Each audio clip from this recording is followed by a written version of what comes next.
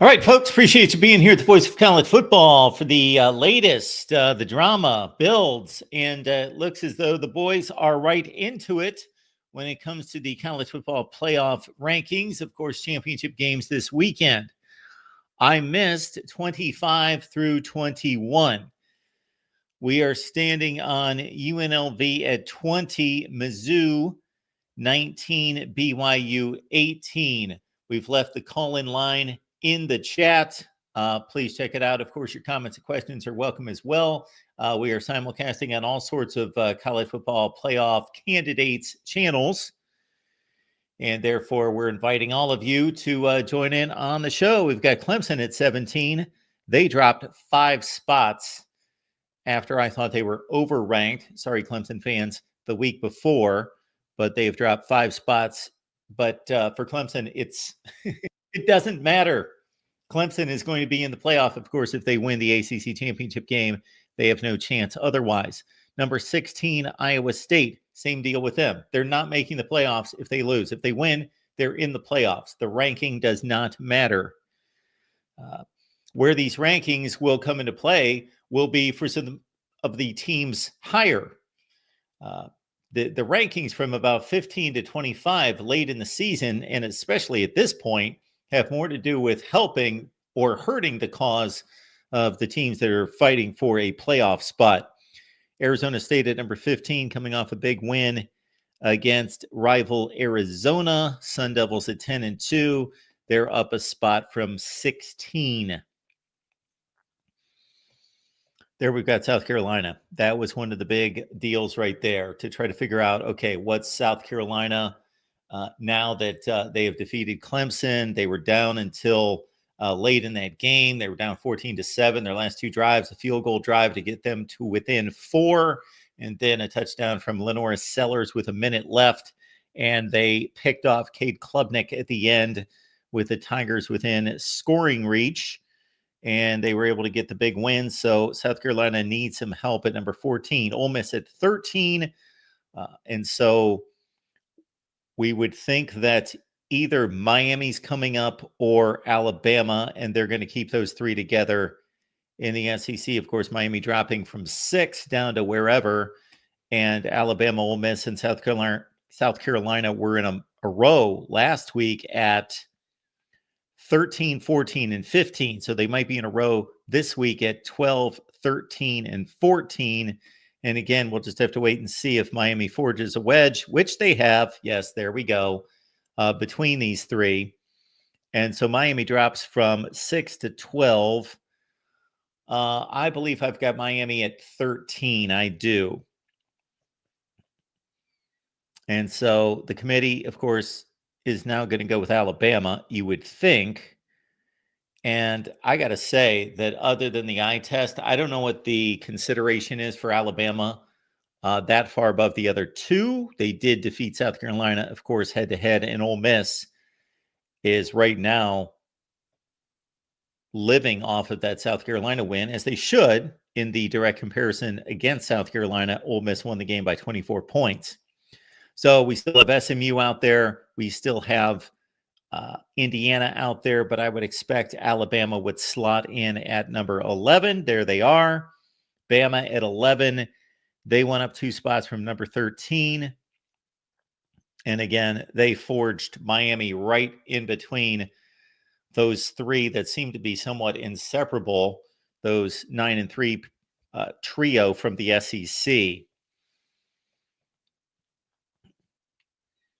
So right now, we got to take into consideration that either Arizona State or Iowa State, the winner of the Big 12, is going to jump up into that top 12 ranking.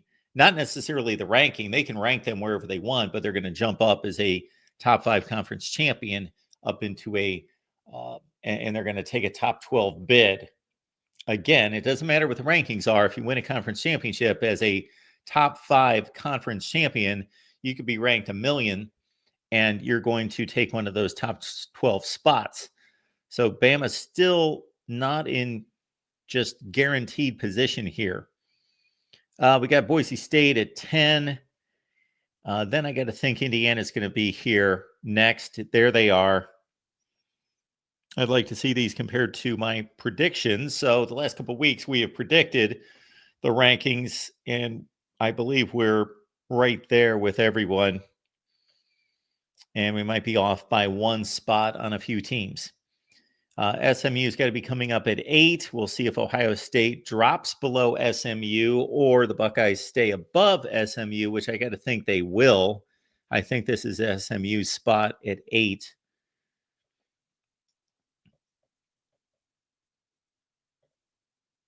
There we've got SMU at 8. Mustangs 11-1. There is a possibility if you really think about it.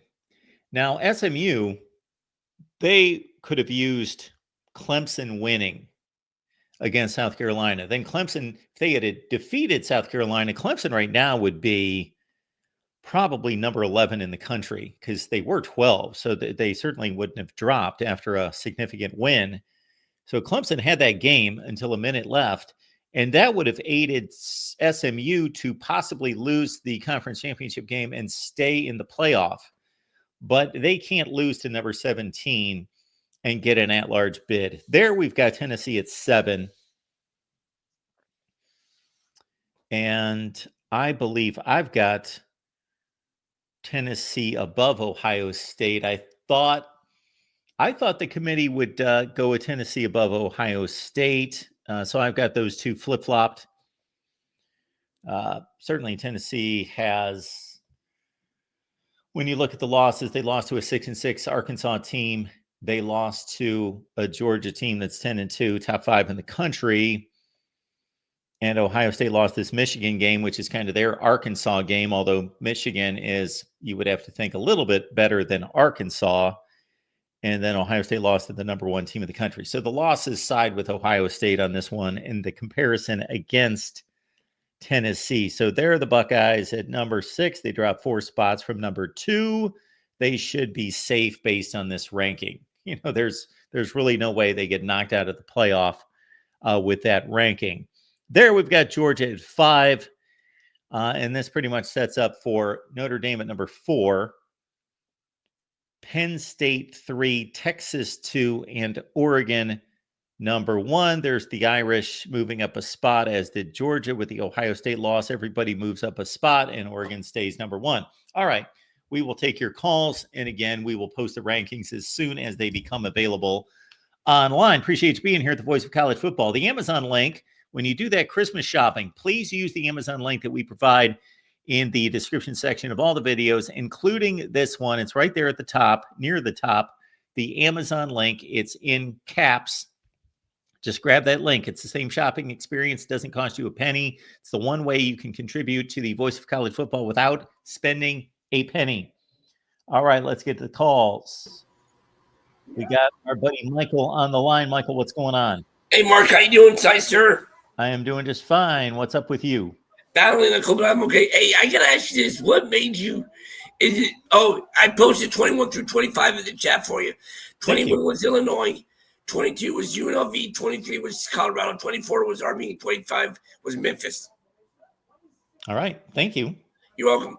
But no, is it because of the close loss and with Bama being at 11? Do you think Miami's completely eliminated now, being at 12? Let's see here. So, yeah, I really do much better with these these questions when I can look at the list. Sorry. No, it's not your fault. You're here calling to ask questions. So I can't imagine how Miami can get in because they can't help themselves. Nobody can help them. Nobody around them is going to falter because all these teams are not playing. And the best teams in the country, see, in other years, there will be teams that will be on the bubble and they will be playing in conference championship games. But we've got teams in the Big Ten and the SEC that are so cemented in that none of them are leaving. None of them are moving. They're not moving far enough to miss out. And so, and with 2 other spots going to Big Ten teams and those teams not moving, this is where basically you've got the winner of the Big 12 jumping Miami, and Miami really can't move. Now, And then the other issue is that Boise State, if they lose, they just get replaced by UNLV. Now, UNLV is not going to rise as high as Miami in the rankings and supplant them in the rankings, but they have to take the place at the conference championship and be the top group of 5. So, yeah, Miami is basically screwed. Yes. All right. Say Texas just beats a living, gives Georgia a Texas butt whooping, and Georgia gets their 3rd loss of the season. Is there a case for Georgia to fall out of the top 12? No. They're number 5 in the country, and they would have lost to the number 2 team in the country. And even if it was ugly, so there's 2 things working. Number 1, they've already proven they can beat that team. Yeah. So they already beat them. Number 2, the committee has said that they are not going to penalize for conference championship game losses. I don't totally agree with that, nor do I believe them completely, but I think they will hold to that to a certain extent. And number 3, it's Georgia. And if there are other teams in the SEC getting in at 9-3, they will certainly get in at 10-3. So you think regardless of what happens Saturday with SMU, they're safe? No. SMU? Yeah. No, I do not think they're safe. No, They're playing the number 17 team in the country. So, yeah, they're not safe. Okay. I was just wondering because I didn't know if there was a chance. I know the Clemson would have to take over and stuff like that, but would that still leave one team out, though? Or would that still be all 12? Say that again, Michael. All right. Mark, I'm sorry. Bear with me. I am about. All right. I'm sorry you don't feel well. Anyway, is there a chance that if SMU gets their brain beating like what Georgia did to Clemson this year, that Miami gets back in there? Or is it Miami's done? No, because SMU is just going to be replaced by Clemson. Okay. So Miami pretty much killed themselves last Saturday. Well, again, I haven't gone through all of it top to bottom and tried to figure out every other, but I'm not seeing where Miami's got a place because everyone who is in the top 12 is staying there, or if they lose, they are being replaced by somebody outside the top 12 automatically, meaning there's a Big 12 team that's outside the top 12 right now that's going to be in the top 12. Yeah. And when I say that, they may not necessarily make it inside the top 12 in the rankings, but they're going to be in the top 12 when the seedings come out because they're a conference champion. And there is going to be a team to replace Boise State if Boise State loses the conference championship game, and it's going to be the conference champion in the Mountain West. Yeah. They're going to jump up UNLV and take one of those spots. Unfortunately, I wish Army would have had a shot to do it. What's that? I wish Army would have had a shot to do it. Well, they've got to have a better football team. That's the problem. I know. But I am kind of disappointed, because right before you came on, you had the whole room lit up in red. I'm like, cool, maybe Mark will leave the red light on tonight to do the whole street. Stay right there, Michael. If this in any way makes you feel better, then it's worth it. I certainly don't mind not having a light shining right in my eyes all night. So, all right, we'll do that. Well, how's that? Sorry for my squeaky voice, but thanks for taking my call. Enjoy it. Thank you, Michael. To the rest of the show. Thank you, Michael. Have a good night. Take care of yourself. Plenty of fluids. I will do that. See you, man. Thanks. So, yes, plenty of fluids. See all these fluids here? There you go. Plenty of fluids, folks. All right, let's keep it rolling here at the Voice of College Football. The real MVP's on the line. Hey, Mark. How are you doing this evening? I'm doing great. How are you? Doing good. I posted the rankings in the private chat for you. Yeah, the committee does a great job of posting them. I think none of these rankings are too surprising outside of Tennessee, Ohio State. Why do you think the committee decided to put Ohio State over Tennessee? Because they've got a better resume. Oh. And they probably think they're better, like most people do. Fair enough. But I thought during your what you thought the committee was going to do was put Tennessee above Ohio. I was wrong. I was wrong. I thought that the overall schedule. So I think Ohio State has a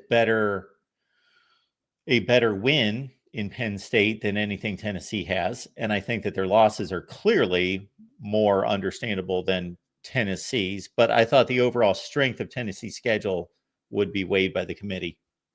Okay, and now, do you think this could flip if Georgia goes out and beats Texas again? And Penn State loses to Oregon? Sure, but then, so it could, certainly, because the committee is supposed to be evaluating previous wins and losses. So if Georgia proves to be even better, and of course Tennessee had to play them, and all the other games you just mentioned with Penn State, although it's kind of tricky with the Oregon-Penn State dynamic because both of them played Ohio State. So absolutely, they can do whatever they want and justify it in some way. I understand, but I would be okay with that. I would understand it. I would have thought that they should have done it now, though, if they were going to do it. I don't know where an Oregon win over Penn State in any such way really changes the dynamic of where Ohio State stands. It's more about, the Georgia win, if they double up on Texas and win again, that Tennessee gets some points for that. Right. Well, the only reason I was saying that is because Tennessee and Ohio State's best win will both have 2 losses. And I think the committee is very simplistic at looking things. Yes, they are. Something else, Mark, I'll ask you about is there any chance for anybody not named Alabama to get the final at-large seed? Okay, so let's go through it. 4 in the Big Ten, 1 Big 12, 1 ACC, 1 group of 5 gives us 7. Notre Dame is 8. We're at 12. We need 4 from the SEC. Georgia, Texas, Tennessee. Yeah, it's going to be Alabama, right? I would assume so, but yeah, there's no way to move these teams at all. The games are all over. So then do you think this is SEC bias that Alabama is ranked where they are? I should really do a resume matchup of Alabama, South Carolina, Ole Miss, Miami, and the 2 Big 12 teams in SMU. I guess I could extend it that far because obviously if Clemson loses, they're a 10-3 team. So at least with those teams involved, I don't think it's SEC bias. I think we all came into this season and there should be no prejudgments on the season. But once the SEC won big non-conference games, and it does have the most impressive list of wins outside the conference, that the SEC was going to generally get a 1-game buffer, and maybe the Big Ten would as well. We don't know, over the other conferences. I think it's justified. I think the conference is significantly, I wish I could put a percentage on it, tougher than the ACC and the Big 12. Okay. And we had a big, I'm sorry to interrupt you. We had a Big 12 show the other day, and the folks doing this with us. So we just started that a couple weekends ago, or a couple weeks ago. So folks, you can join us on Mondays at 2 p.m. Eastern time. I'm a bit distracted. My apologies. I'm a bit distracted by my monitor going out here. Anyway, that Monday, 2 p.m. Eastern time. So there was a comment made because we've got some Big 12 homers, and I love them, and there's a reason I bring them on, but they're Big 12 homers to be real. And there was a comment made that, well, Brett Yormark was on one of the broadcasts this weekend, and he said that, he was just letting everybody know, well, the Big 12 has won 75% of its non-conference games. And I went, okay, we're talking about so it was phrased power conference games. And I said, whoa, whoa, whoa, whoa, whoa, hang on here. I said, was he talking about their overall non-conference games? Every conference can claim that. They play so many FCS and Group of 5 that every conference is winning way over 75% of its non-conference games. No, those are power conference games. I said, well, then either you misheard or he was lying. Well, no, we've had a really good season non-conference. Have you really? And I said, let's take it from the top. And we went through all the teams. And I believe the closing number was 5-11. Not exactly impressive. No, especially considering most of those wins were against Iowa is their best win. Iowa was their best win. Which is sad and pathetic. It's an 8-4 team that's probably the 40th best team in the country. The 16th best team should beat them. Actually, SMU is their best win. Okay, fair enough. SMU was a legitimate football team, and that's the team I was going to bring up next. Mark, let's say Clemson beats SMU. Does SMU replace Alabama for the 11th spot? We're going to assume a close game. SMU at 9, Alabama at 11. They lose to number 17. Number 17's lost to Georgia by 28 points, and they just lost to South Carolina, who is not going to make the playoff field. It also got crushed at home to Louisville, who's 8-4 and not in the rankings. Yes. Alabama, to be fair, lost to a Vandy team that's 6-6. They lost to what's their other bad loss? I can't think. Vandy, Mark. I just said Vandy. What's the other one? Oklahoma. Oklahoma. Yes, they lost by 3 touchdowns to Oklahoma, 6-6. And then, of course, they lost to Tennessee by a touchdown. I think the committee will drop SMU out of the playoff at 11-2, and Bama will make it at 9-3. I believe that's what's going to happen. I think that's where they're positioned at 11 versus 9. I think that people may not like that. And if they don't believe it's justified now, I understand that. But by making that 9-11 position, I think it can be justified if it happens. Okay. Now I'm gonna kind of pressure you, Ben, on this. You said the committee should do that. Do you think it is justified they make that move? If you were in charge, you were sole power of the committee, would you make that move? Well, of course, if I had that kind of authority, I would be really analyzing this more so than I am off the top of my head. But off the top of my head, SMU would have losses to BYU and Clemson. They would have a win over Louisville as, I believe, their best win. I believe so. Did they play Duke as well? I don't know where you. Okay, Duke 9-3, Louisville 8-4. The committee does not have Duke ranked. I have Duke barely ranked, and I don't believe Duke is as good as my ranking. I do not believe they're that good. I just gave them credit for going 9-3 in the ACC and not embarrassing themselves against the likes of SMU.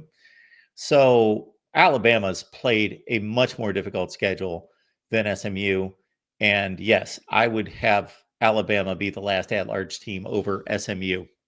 Yeah, I saw SMU's current strength of schedule is 75th, which is below Indiana currently, to tell you how light their schedule has been. Yeah, one of their big wins was Pitt. They lost their last 5 games of the year. We were talking about Pitt when they were 7-0 and letting everyone know that they weren't good. Right. And I think SMU, if they do make the playoffs, now I think this season's been exciting in terms of the brand newness of it all, more fan bases and stuff. But one of the downsides, I think, of the college football playoff is if we have an SMU make it and everybody kind of knows they ain't worth it, they will get, in my opinion, they'll get absolutely destroyed in the college football playoff by a legitimate team like an Ohio State, like a Georgia, like an Oregon, like a Penn State. They just don't have the players to compete against that team. I mean, if you just watch the games, Mark, it's clear they're not on those teams' level. Can we all agree on that? Well, we can agree that if they had to play through those types of teams week after week, but I think on a given night they can match up and they can play a competitive game against any one of those teams. It would not surprise me if SMU played any one of the teams that you just mentioned and they lost the game 42-14. It would also not surprise me if it was a 4-quarter game, if there was still a game to be played with 10 minutes left in the game. Maybe. I think they're capable. But I just don't. I don't think they can consistently. I don't think like any performance that they put out there is going to challenge a top 10 team in the country. I think they have to be on it. And there's about, I guess, 1/3 chance that they're on their game and they play a competitive 4-quarter game against a team like that. And there's about 1/3 of a chance that they're pretty much just going to get slowly distanced and they lose 38-17. And it's not embarrassing, but they really didn't belong out there. Or they just get completely crushed about 1/3 of the time. Right. So basically, there's a 66% chance, in your opinion, it's not going to be a great football game. Whereas if we had Alabama, it was much more likely it would be a good football game. Sure. Also, Mark, I'm so happy we expanded the college football playoffs now. I'm glad we're letting the little kids and the underdog and the people who just never have a chance like Alabama, Ole Miss, finally get their chance to make the college football playoff, Mark. I'm happy. Isn't this what everybody wanted, Mark? A 3-loss Alabama or 3-loss Ole Miss to make the college football playoff when we expanded it. I mean, these universities, Mark, they just don't have the funding. They don't have the history. They're just basically the homeless people. I'm glad they're taking it to the elites. Don't you completely agree with that? This is what the system was designed for, right? In this new age of college football. Actually, what we're watching is what the system was designed to do. Just give us more elites. Yeah, but when everybody was talking about, except for you, I'll give you credit for this, but everyone's like, oh my gosh, can you imagine some crappy teams like Iowa State, Arizona State, BYU make the college football playoff, or Boise State and upset? No, what's going to happen is what's happening this year more often than not. A 2 or 3-loss SEC or Big Ten team going in there and whooping on those teams just to put you all back in reality. Well, we've yet to see that. So it's going to be a fun experiment. I think it'll only be a short-lived experience because I think we all kind of understand if Alabama went to Boise State, Alabama would destroy Boise State. Alabama's players are just so significantly better than Boise State. It's not even fair. Okay. Do we have reasonable projections on if the games go as expected this weekend, what the seedings are going to look like? Yeah, they were on the they had the bracket up. You would have, now I don't have the bracket in front of me, but Arizona State would be the 12 seed, and they would play, I think, Penn State right now as the 5 seed. And then Boise State's the 4 seed. So probably whoever's the 5 seed, which would be Notre Dame, Texas, Georgia, Penn State, or Oregon, would have their first 2 games be Arizona State and Boise State, which is where the experiment will be done. Yep. Ohio State's going to have to go. Tennessee's going to have to go on the road to play Ohio State.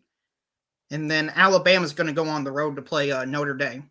And Indiana is going to go on the road to play.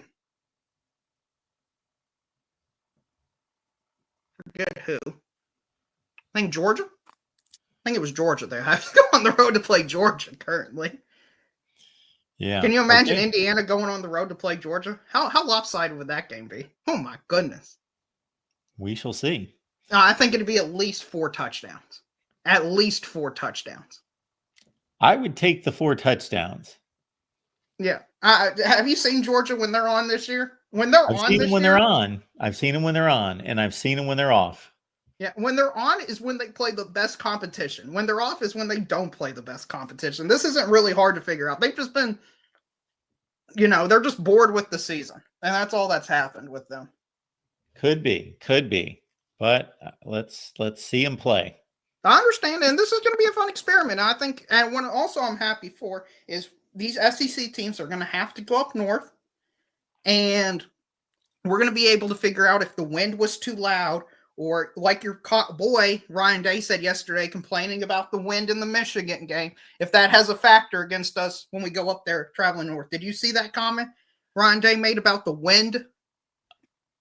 Well, I know that he made comments about the wind in the post game when asked about throwing the ball.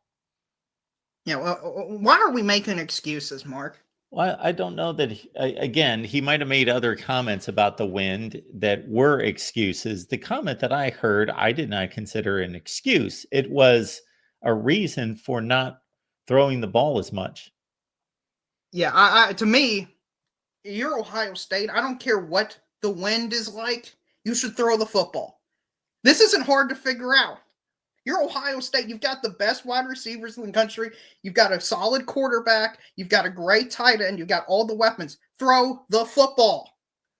Doesn't matter. I mean, unless Ohio State, I guess, plays every single game in a dome, then there's always going to be some sort of reason, explanation, or excuse why they lost. Possibly. Yeah. Every game should be played at the Lions Stadium. But, Mark, that's all I got for you. I'm looking forward to Tennessee going up there and getting your coach fired.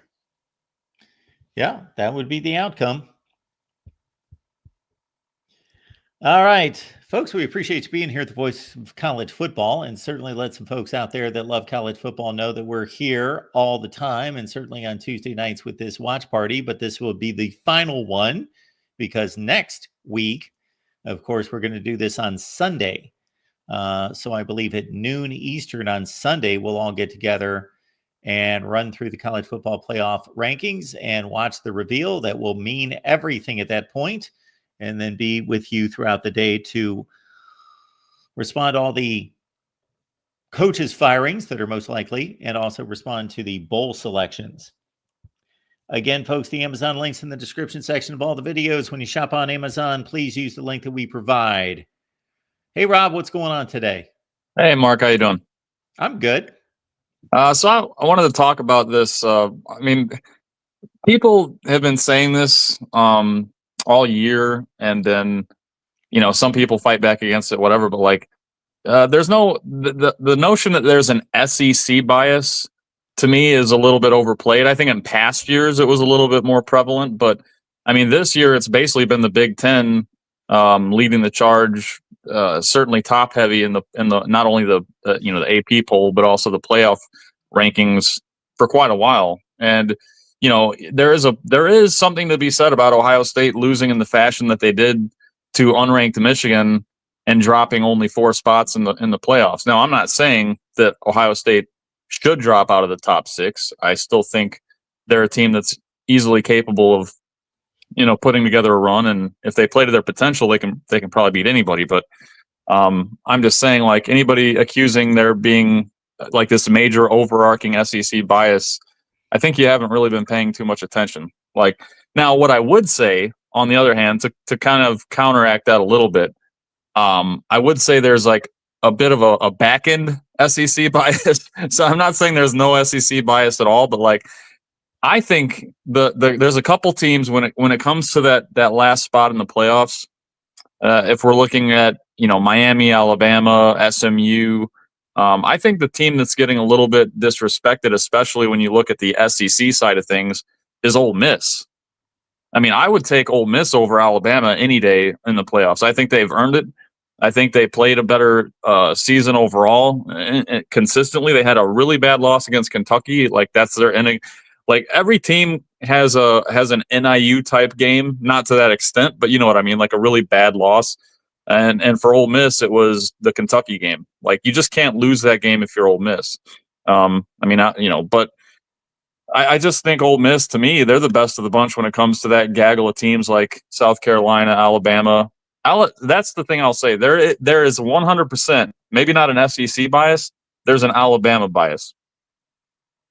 Okay, so are you saying that based on how you think the teams have played, based on your observation, or are you saying that based on resume?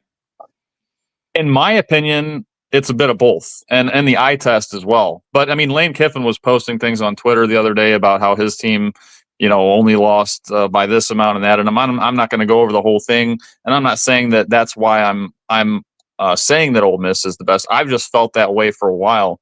Just watching Ole Miss, they had a bad game. Like a lot of teams had a bad game in rivalry week. Like Ole Miss didn't play really well against a bad Mississippi State team. But I mean, Georgia went to 8 overtimes against Georgia Tech. And then, Notre Dame struggled for a while against USC. Obviously, Ohio State lost to Michigan. So, I mean, there was a lot of teams struggling in their rivalry week. But, like, to me, Ole Miss, I mean, they had one really bad game against Kentucky. But, I mean, they destroyed Georgia, like destroyed them. And they played really well against, they just had a really good year, in my opinion. I think I would take Ole Miss to win if I was a betting man, which I'm not. But out of those teams, Alabama, South Carolina, Ole Miss, I'd take Ole Miss, every day. Just so my personal I did some opinion. quick math here, Rob. The 3 teams that Alabama lost to have won 22 games. So they both lost to 3 SEC teams. Mm-hmm. So these are comparable schedules. For the most part, we could dissect it further. But Alabama lost to 3 teams that won 22 and lost 14. 22 and 14. The 3 teams that Ole Miss lost to are 19 and 17. So based on that, and I know that that's not all there is to it, that Alabama lost to 3 better teams than Ole Miss did, record-wise. Yeah, I mean, to me, there's like the transitive property, but I just think like Ole Miss has looked better. Like I think their worst. I should have pulled up that Lane Kiffin tweet, but he had some really good stats on there, and I just, like I said, for me it was the eye test. I don't think Ole Miss had any loss as embarrassing as Alabama's loss to Oklahoma. No, and that's another thing. No, Ole Miss played every game down to the wire. All 3 losses were late. They had the ball in their hands against Florida, their last loss. Were driving, had it down to the 25-yard line. So they were gunning, throwing the ball in the end zone to win the game. The Kentucky game, they gave up a play on 4th and 7. They gave up a touchdown to Kentucky with like a minute left, and they drove all the way down the field. They missed a field goal, lost the game. The LSU game went to overtime, so that's self-explanatory. Bama got drubbed by Oklahoma by 3 touchdowns, and that was just an embarrassment. It was horrible. They were terrible. The Vandy game, Vandy's remarkably better than they've been, but they're still not a good team. I don't think they're as good as these other teams. And Bama lost only by 5, but they were trailing the entire game. They never really were in the game or even in the game. They were multiple scores down. And then, of course, the other game was against Tennessee. They lost on the road by a touchdown. So that's a respectable loss to the number 6 or 7 team in the country. You know what I find really funny, Mark? As much as LSU and that fan base hates Alabama, LSU helped Alabama out by getting destroyed by Bama and then beating Ole Miss. If LSU loses to Ole Miss, this isn't even a discussion right now. Yes. I don't know. If you were in the South, I don't know if you would think that LSU hated Alabama worse or Ole Miss. I mean, they hate both of them. Yeah. I'm just saying it from experiencing it for 7 years that, in a sense, Ole Miss and LSU is a bigger rivalry. I don't know. I think nationally people look at Alabama and LSU because of how good they were for a while competing against each other. But I don't know that the average LSU fan would say that. Yeah, I don't know. I just, it's funny to me. I mean, and we just compared losses, of course. It should be more about the wins as well. So we just looked at the 3 losses. Well, and that's another reason that I would pick Ole Miss over Alabama. I mean, what's the best win for both of those teams? Georgia, right? So if we look at the ceiling for both teams, Ole Miss destroyed Georgia.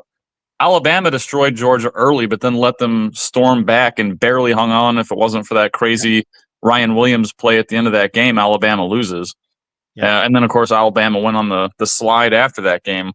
So to me, if we're talking about wins, then, it's, and I've said this a million times, I'm a ceiling guy. I want to see what a team can do at their best. I think that proves more than what they do at their worst. Like, Sure. what are you capable of? Yep. I just think Ole Miss is a better team than Alabama. That's just my opinion.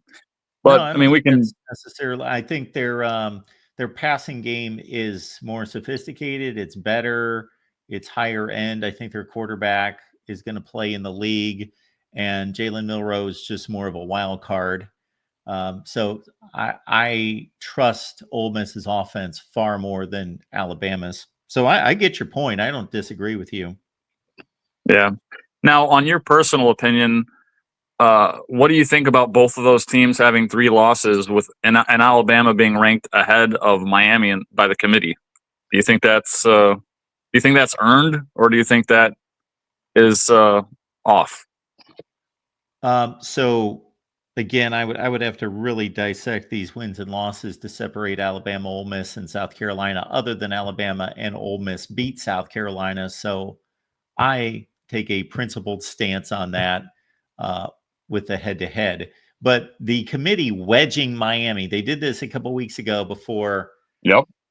Miami elevated. They had them wedged in between those 3, and maybe this is the skeptic in me, but I don't know if they're just trying to show us they're actually breaking this down and thinking about it rather than just, well, we take Alabama, Ole Miss, and South Carolina together because they're all 9-3 in the SEC.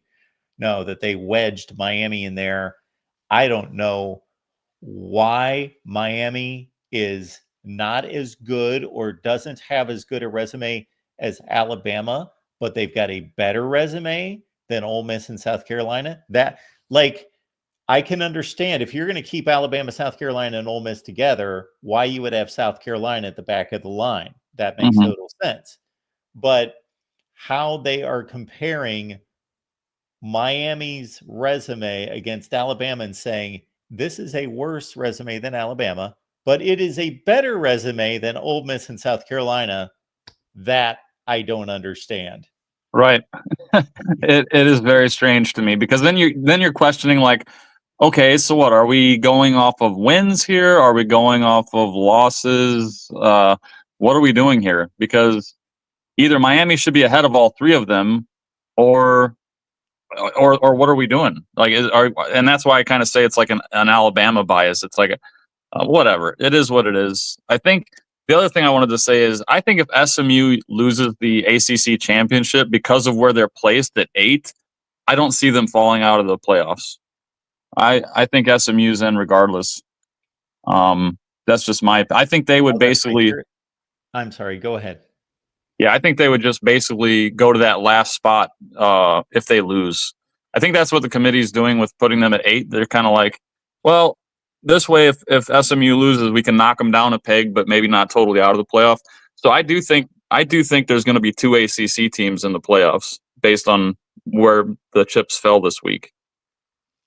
If SMU loses, right?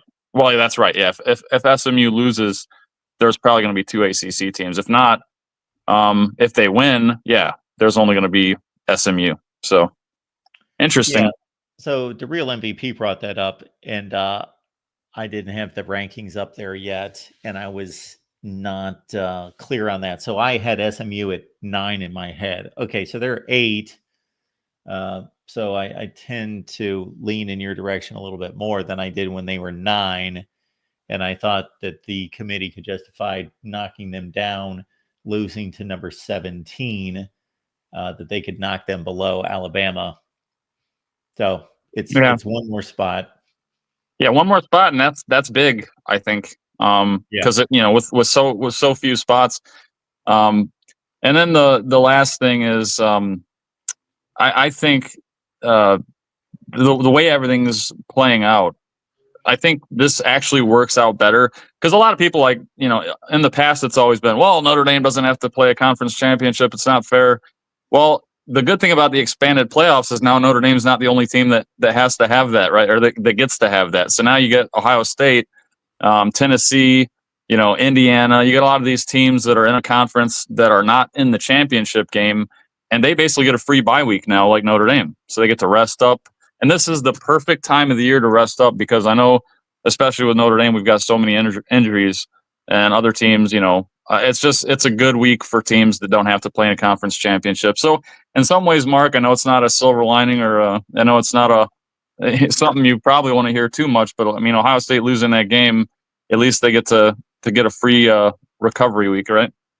Yeah, as long as their heads are screwed on straight, I have some confidence in Ohio State in this playoff. I don't think there's a great football team out there, and they certainly weren't one on Saturday. So they'll have to be better than that, of course. But that's just kind of a different deal. Yeah, I think Ohio State's fully capable of winning this, but a lot of other teams are as well. Yeah, I think there's about 5 or 6 that can win it. I don't give too much credit to anybody else or chance to anybody else. Yeah. It's kind of a strange situation that, again, I think I mentioned this a few minutes ago, that I expect to be a little bit different in other years, where the Big 12 and the ACC, other than what you're projecting with SMU, is just it's a team that's currently not in the top 12 that has a spot. So if you're just looking at the rankings and saying those are the 12 best teams in the country, according to the committee, well, those aren't all the spots that are going to be taken, because you're going to have this team fly in from the Big 12 and maybe a team fly in from the ACC outside the top 12 to grab a spot, not even just a spot, a bye, versus there being bubble teams, bubble at large positions that are playing this weekend. That's not happening. Penn State and Oregon are in, Texas and Georgia are in, and the Big 12 and the ACC could be all or nothing teams coming in from outside the top 12. I think in the future we may have situations with teams in the SEC and the Big 10 that are more on the bubble, possibly. Yeah. Well, and as I said before, the problem, people complaining about the 12-team playoff, it's not the playoff that's the problem. It's the way everything's seeded.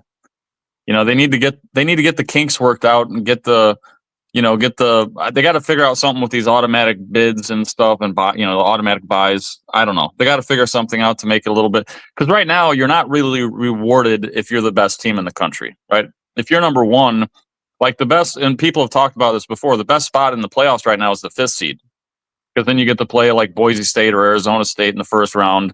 Yeah. That's a much more favorable matchup than having to go up against Tennessee or Georgia or whatever it might, whoever it might be. It wouldn't be Georgia because Georgia would be the winner of the SEC championship. But anyways, you know what I mean. The 5th seed is the way to go. And why is that? That shouldn't be the case. Should be whoever the number one team in the country is. They should probably have one of the better seeds. I don't know. They got to figure it out. And I still don't believe a 3-loss Bama team. A 3-loss Bama team to me is not even the best team in that gaggle of SEC teams with 3 losses. But anyways, I'm gonna let you go, Mark. I know you got other callers. So, all right, Rob. Good to hear from you. Yeah, you too. Here we go, folks. One more look at the standings here, as I did not see the back end of this, and then we'll take our next call. So, Memphis at 25. Army, off the strength of defeating Texas San Antonio by 5 points. I kind of question that. And I try not to see this in a vacuum, because as I preach to you guys all the time that criticize my rankings, you can't do this in a vacuum and just take one team and say, why'd they move up 2 spots when they only did this? You got to put it all together, because then some of those things come to light. But I think I've done this a few times, and I'm not seeing where Army would elevate from outside the top 25. And this is what we don't know. We don't know who's just outside of their top 25. It's not like the AP poll where we can see, 26, 27, 28, all the way to 41. We have no idea with the committee. So the committee can fly these teams in from anywhere, and we don't know if it's justified or it's reasonable or they're doing it for some reason. But they've got Army coming in. Again, they defeated Texas San Antonio. It's hard for me to imagine that with teams like Duke out there at 9-3, and now Syracuse is in the poll, the rankings ahead of them, and a bunch of 8-4 teams. Army is not the 24th best team in the country. The 24th best team in the country doesn't lose by 5 touchdowns to Notre Dame. LSU, Iowa, Louisville, Duke, etc. They're not losing by 5 touchdowns to Notre Dame. So anyway, Army's not the 24th best team in the country. Colorado 23, Syracuse 22. There's Illinois at 21. There's UNLV, who of course will ascend all the way into the top 12 if they beat Boise State. We got Mizzou at 19.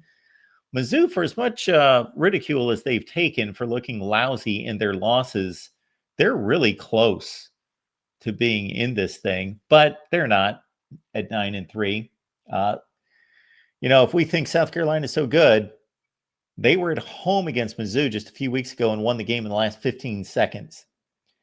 BYU's at 18, Clemson at 17.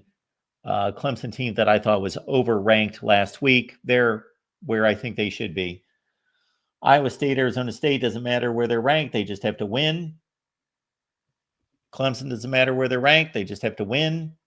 And then you got, again, this wedging Miami in between these 3 SEC teams is funny. Now, if the committee did its due diligence and they truly believe Miami has a better resume than Ole Miss and South Carolina, but not as good a resume as Alabama, I wish I could trust that. I wish I could trust them to that degree. I cannot. Boise State doesn't matter. It just doesn't matter. Except, will they take one of the 4 byes away from the ACC, which they wouldn't if SMU wins, but they may. This is going to be an interesting call here. Boise State's number 10 in the country. If they win their conference championship, do they hold off a Clemson team that is number 17 in the country? Or does the committee justify saying this win against a number 8 SMU is so good that Clemson moves past Boise State? But this is not your typical Mountain West Conference championship win for Boise State that they're staring down. This is not the typical 9-3, this team's 40th in the country. No, the committee has UNLV just below Clemson. So I don't know if the committee can justify raising Clemson all the way up 8 spots to pass Boise State when Boise State would have defeated the number 20 team in the country that is only 3 spots behind Clemson. So let's keep an eye out for that. There's Indiana. They should be safe.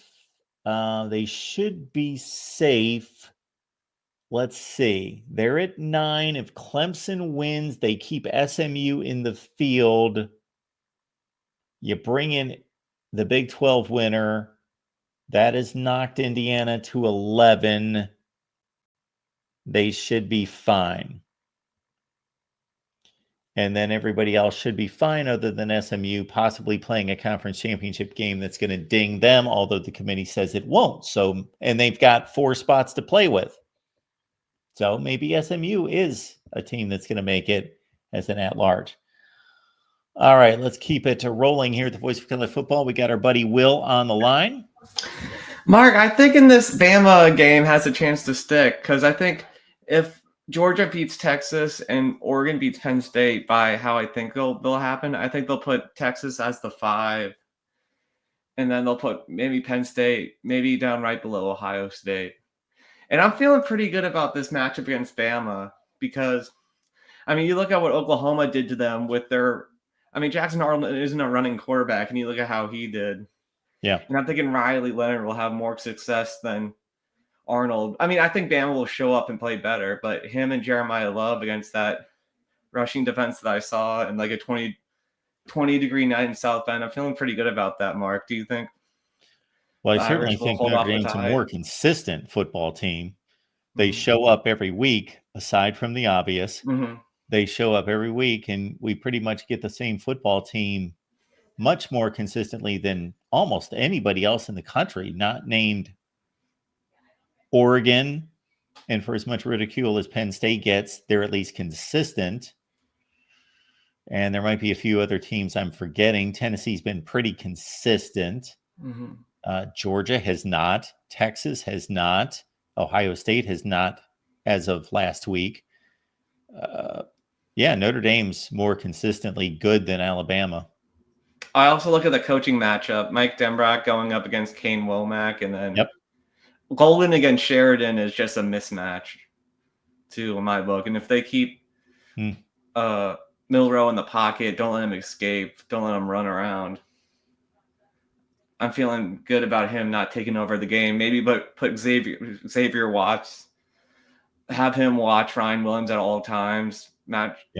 Make sure he doesn't go crazy like he did against UGA.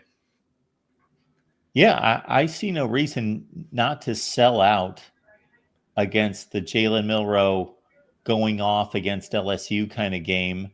And then you can always adjust to that. You can go back to your base defense if he can somehow burn you. And Jalen Milroe does have a great deep arm, not just strength, but he's accurate with the deep ball. But yeah, I would guard against that ground game from Milroe, because that's the Bama formula, and has been now for 2 years, is that when they beat a good team, he's had a great rushing game. I mean, I would definitely keep Jack Kaiser as a spy on him. Linebacker, fast linebacker. And then, but yeah, that was just my argument that I was making against Darrell, who's saying that Notre Dame, that Bama would win. But do you think that the committee definitely will take out SMU if they lose like a 3-point game in what's essentially a home game for Clemson and Charlotte? Do you think that's no, given? I don't. My initial thought was that they would, but I was also thinking of SMU being number 9 before I pulled up the rankings, because I was thinking, okay, they'll drop SMU from 9 out with Alabama only being 2 spots away, because SMU had lost to number 17, Clemson, who, of course, has lost to South Carolina, has lost to Georgia, 2 SEC teams that Bama beat. Yeah, I don't think it's really justified. It's a close call. Bama's not adding to their resume at all, and you can always make all sorts of you can make all sorts of arguments and go back and revise things, because everybody's resume changes even if they don't play, because the teams they played are playing and either improving or regressing. So, of course, Alabama beat Georgia. Georgia could go on and win the SEC championship. You can bump Alabama's resume there. So there are certain things that can happen there that can have impact on this.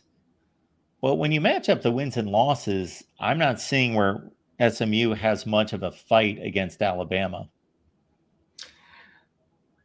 I agree there, and I'm sorry, when you match up wins. Yeah. If you match up losses, they do. I agree with you, Mark.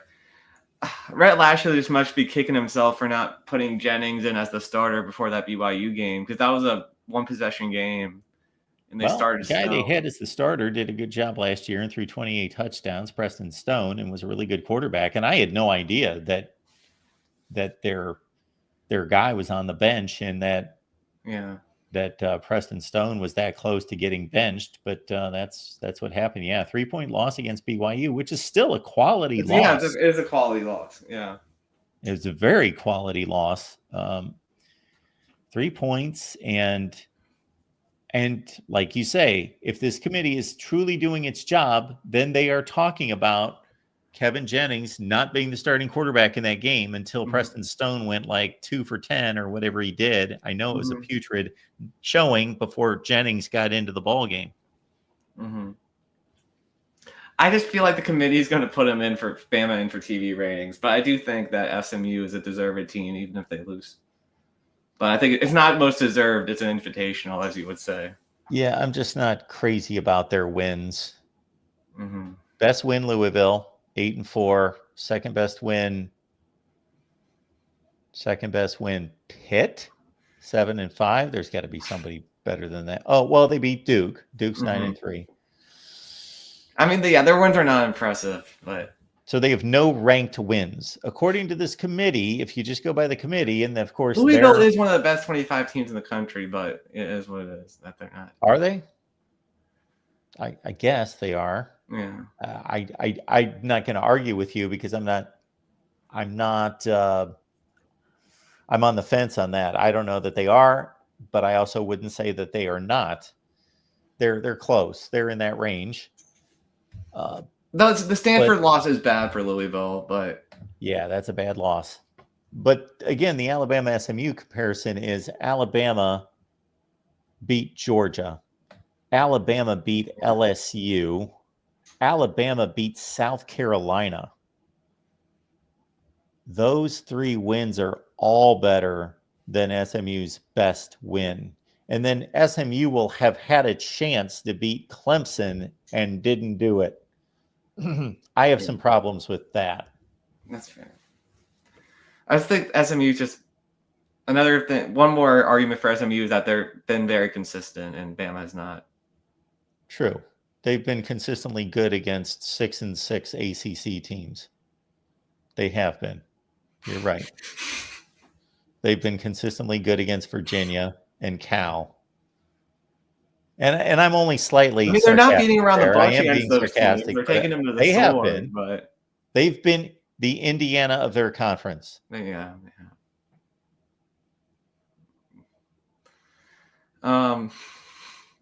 This Miami placement, it's just goofy. Yeah. But, I don't know if you heard what I had to say to somebody. I think it was Rob. Yeah. That I don't know if this is the committee just letting us know that they're really taking this seriously, and they've determined that Miami is a better resume than South Carolina and Ole Miss, but they don't have a better resume than Alabama. If SMU played the teams that Miami did, because Miami's played a tougher ACC schedule with Syracuse, Georgia Tech, do you think that would help them out at all, or no? Well, it should if the committee's doing their job. Yeah, it should. Yeah, so Miami, you mentioned Syracuse 9-3. You mentioned Georgia Tech 7-5, but we saw Louisville them play Georgia. Also. They both played Louisville. What Virginia Tech finished? 7-5. 6-6. 6-6. Yeah. I guess it's not that much better, but it is a slightly better. And then maybe it's evened out, though, by the BYU versus Florida comparison, although the Florida win looks a lot better than we thought it was going to be.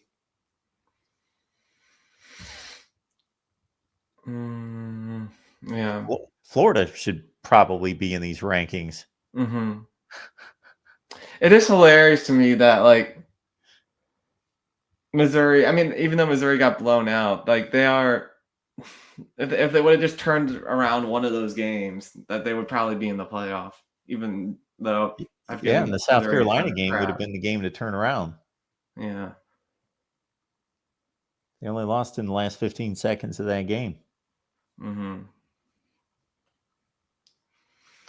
Yeah, that might have been the game. Was that the game of the season? The game of the season. The Missouri South Carolina game. Really? I didn't watch it. I just know what happened, but I didn't watch it. Well, it was definitely the best finish. I'll have to go back and look at that. It was a heck of a game. And one more question, Mark. Do you think that Boise State, do you think the committee will place the Big 12 champion ahead of Boise State for sure? No, I don't know for sure. Because again, I don't know if you heard me say this. I think it's fascinating that we don't have the typical setup where Boise State's playing a nobody, somebody that's not in the rankings. Usually the group of 5 situation is whoever won the American is playing. Yeah, that's been a little bit different. There have been some high-end American teams, but they're sitting right there at number 20. So are they going to elevate? I used the Clemson Mhm. as the comparison at number 17. Are they going to lift them all the way up 8 spots based on beating number 8, while Boise is beating number 20? That's only 3 spots behind Clemson. So you could say the same thing with Arizona State and Iowa State being at 15 and 16. Like this Mountain West Conference win, according to the committee's own rankings, not according to me, Not Cordy. Yeah. Mm-hmm. is a strong win. Mm-hmm. I don't know if you can raise a team, and in the situation you brought up is in some ways I picked the lowest ranked team being Clemson, but you picked a team, whether it's Iowa State or Arizona State, that's going to beat a lower ranked team, not the number 8 team that's going to beat just 15 or 16.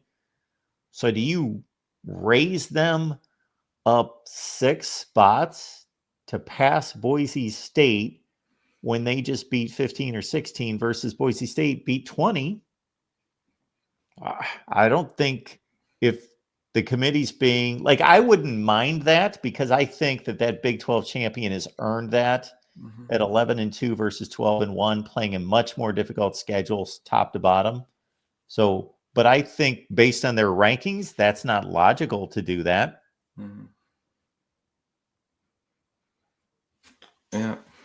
It'll be interesting to see what they do, Mark, but I don't know. I'm fired up about this Notre Dame Bama game. I hope it sticks. I hope this is who the Irish play, but obviously, that'll be fun game. Yeah, that'll be fun, and that will be a game that even non-college football fans will be interested in because of the obvious name brands. All right, appreciate it, Mark. Thank you, Will. Have a good night. We always appreciate Will stopping by. I would love to have a crack at Ward Manuel and these committee rankings. All right, next up, we got Play to Win stopping by. Welcome into the Voice of College Football. Hey, how's it going, Mark? Good. Man, it's a great show. Good callers. Now, I always learn a lot, just like from my other show that I Drew Tamu, and he's off tonight. So, but I'm glad I caught you. I didn't even know you had a call-in show, and I just have run across it. So it's good to be here. Yeah, we're here. Well, it doesn't matter now, but we've been here to watch the playoff show and go through the rankings every week. So we'll be here Sunday as soon as the rankings come out. We'll watch the rankings unveiling together. Yeah, that sounds like fun, man. I'll be definitely liking, subscribing, and looking for you, so we can kind of make it a regular thing. Anyway, just touch real quick on the Aggie game Saturday night against Texas, and I just thought, man, it was really with less than 5 minutes to play. I don't know where Colin Klein was getting his inspiration from, but I mean, you keep doing the same thing. It's like the definition of insanity. Just keep doing the same thing over and over again, right at the end, and running Daniels inside. I'm like, what are you doing? What are you thinking? Why didn't you run a quarterback bootleg or a trick play, or at least kick a field goal? Is get on the board, to give us a chance to hopefully, tie the game. I don't know. It was just like a comedy of errors at the end there that he just allowed that to happen. Then we got stuffed, behind the line of scrimmage on 4th down. It just, I don't know. The play call at the end just was kind of just really suspect. I don't know why you just keep doing the same thing over and over again. We get the same result. Anyway. Bingo. So before you move on to your next topic, I got to say that I pretty much said everything that you just said there in the video that I did right after the game, because I didn't see the entire game because I got backed up I'm recording games all day Saturday and trying to watch as many games as I can, and I kind of whip through them. But anyway, so I watched the last 6 or 7 minutes. But yeah, Texas A&M's knocking on the door, everyone, and they're at the 1 yard line after. Anyway, they're down at the 1 yard line. It's 17-7. And yeah, they just slammed it between the tackles 3 straight times. And then what amazed me was, I understand the decision. I can go with either decision. Kick the field goal, get within one score, and then you got 5 minutes left, whatever, something in that range, and you got to get a stop on defense. Then you got to drive the ball all the way down the field and score a touchdown. Or you think, we're going for it right now. We're a yard away. We got to go for it right now. Cut this to 17-14, and then we just need a field goal, obviously, to get to overtime, or we can win the game. But once they called a timeout, I thought they're going to come out with their best play. They're going to figure out a really good play. And I always love the quarterback option of running and throwing when you've got a quarterback that's as talented as Marcel Reed with his legs to threaten the defense that way. And I just couldn't believe that they were slamming Amari Daniels right into that line. That's what they came up with after calling a timeout. I was amazed. Yeah, and we had four timeouts. I think the actual time was 4:56 left on the clock. And you got the 2 minute stop. We had 3 timeouts, and going with Daniels inside was just, I'm like, man, look, it's the definition of insanity. You just keep doing the same thing over and over again and hope for, a better result, and it didn't happen. And there's got to be a trick play in that book that Colin had. Didn't call it, something. I mean, like option right and throw back left to Marcel Reed. I mean, we're only a couple of yards from the end zone. I hear you. So it didn't happen. But and by the way, I think Mike Elko is a great coach. I think he was by far, I said this before this season, the best hire of the offseason. But I'm glad that's the first time I've ever seen him do something that I questioned. But I agree. I agree with you, Mark. I think he was the best selection. I'm glad we got him. And he used to be defensive coordinator before he went to Duke, came back. And now we're 8-4. We're looking better than we did last year. And we got some great players. And I'm proud of all of them. We've had a good year. We beat some teams. We beat Florida. We beat Arkansas, Mizzou. We beat who else? LSU. LSU, ranked teams, beat them, and really looked great. But, right at the end of the Texas game, man, it was just, I don't know, that was really questionable, the play calling, but that's the way it went. But, hey, I want to say something about Coach Sarkisian. Sarkisian, however you say his name, I think, anyway, that was really a stand-up thing that he did, was hurt his players off the 50-yard line because they wanted to go plant their flag out there, would have might have caused a riot, because he'd already seen the earlier games. We saw Ohio State and Michigan get into it and then pepper spray by the cops, So I thought that was really a stand-up thing. So, kudos to Coach Sarkisian for, keeping his guys off the 50-yard line and herding them back and taking control of his players. That was great. So good thing there. And also, Mark, I want to talk about the Texas-Georgia matchup in the championship. Texas is coming on strong. They beat us. They look like they're peaking at the right time. So do you see Texas beating Georgia in the championship? You see that's where they're at right now with their ball club, and they can do it. Yeah. Well, I'll make an official pick later this week, but my thoughts are that when they met the first time, I know Georgia was coming off some lackluster performances, but I picked Georgia to win the game. But I do think history shows us, now this is not definitive, but there is a slight lean toward the team that lost the first game. And I'm talking about rematches in college football, not in the NFL, where they play twice a year because you got bad teams playing good teams. But when you got rematches in college football, they're always with good teams, because that's the only time you rematch is in the postseason.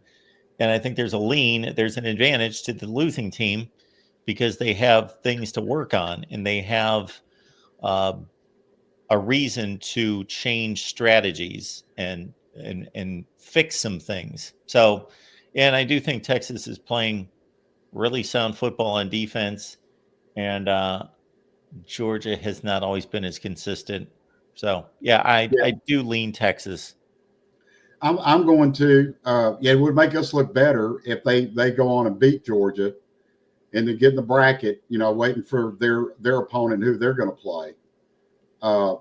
So I'm thinking they're picking at the right time. They look like they've played Georgia already, and I think they're going to look over that film. They're going to look over it over and over, and figure out this is how we're going to beat Georgia. This is how we do it. This is where we failed the first time, but we're going to go over the film. We're going to go over in practice, what we're going to do to beat them.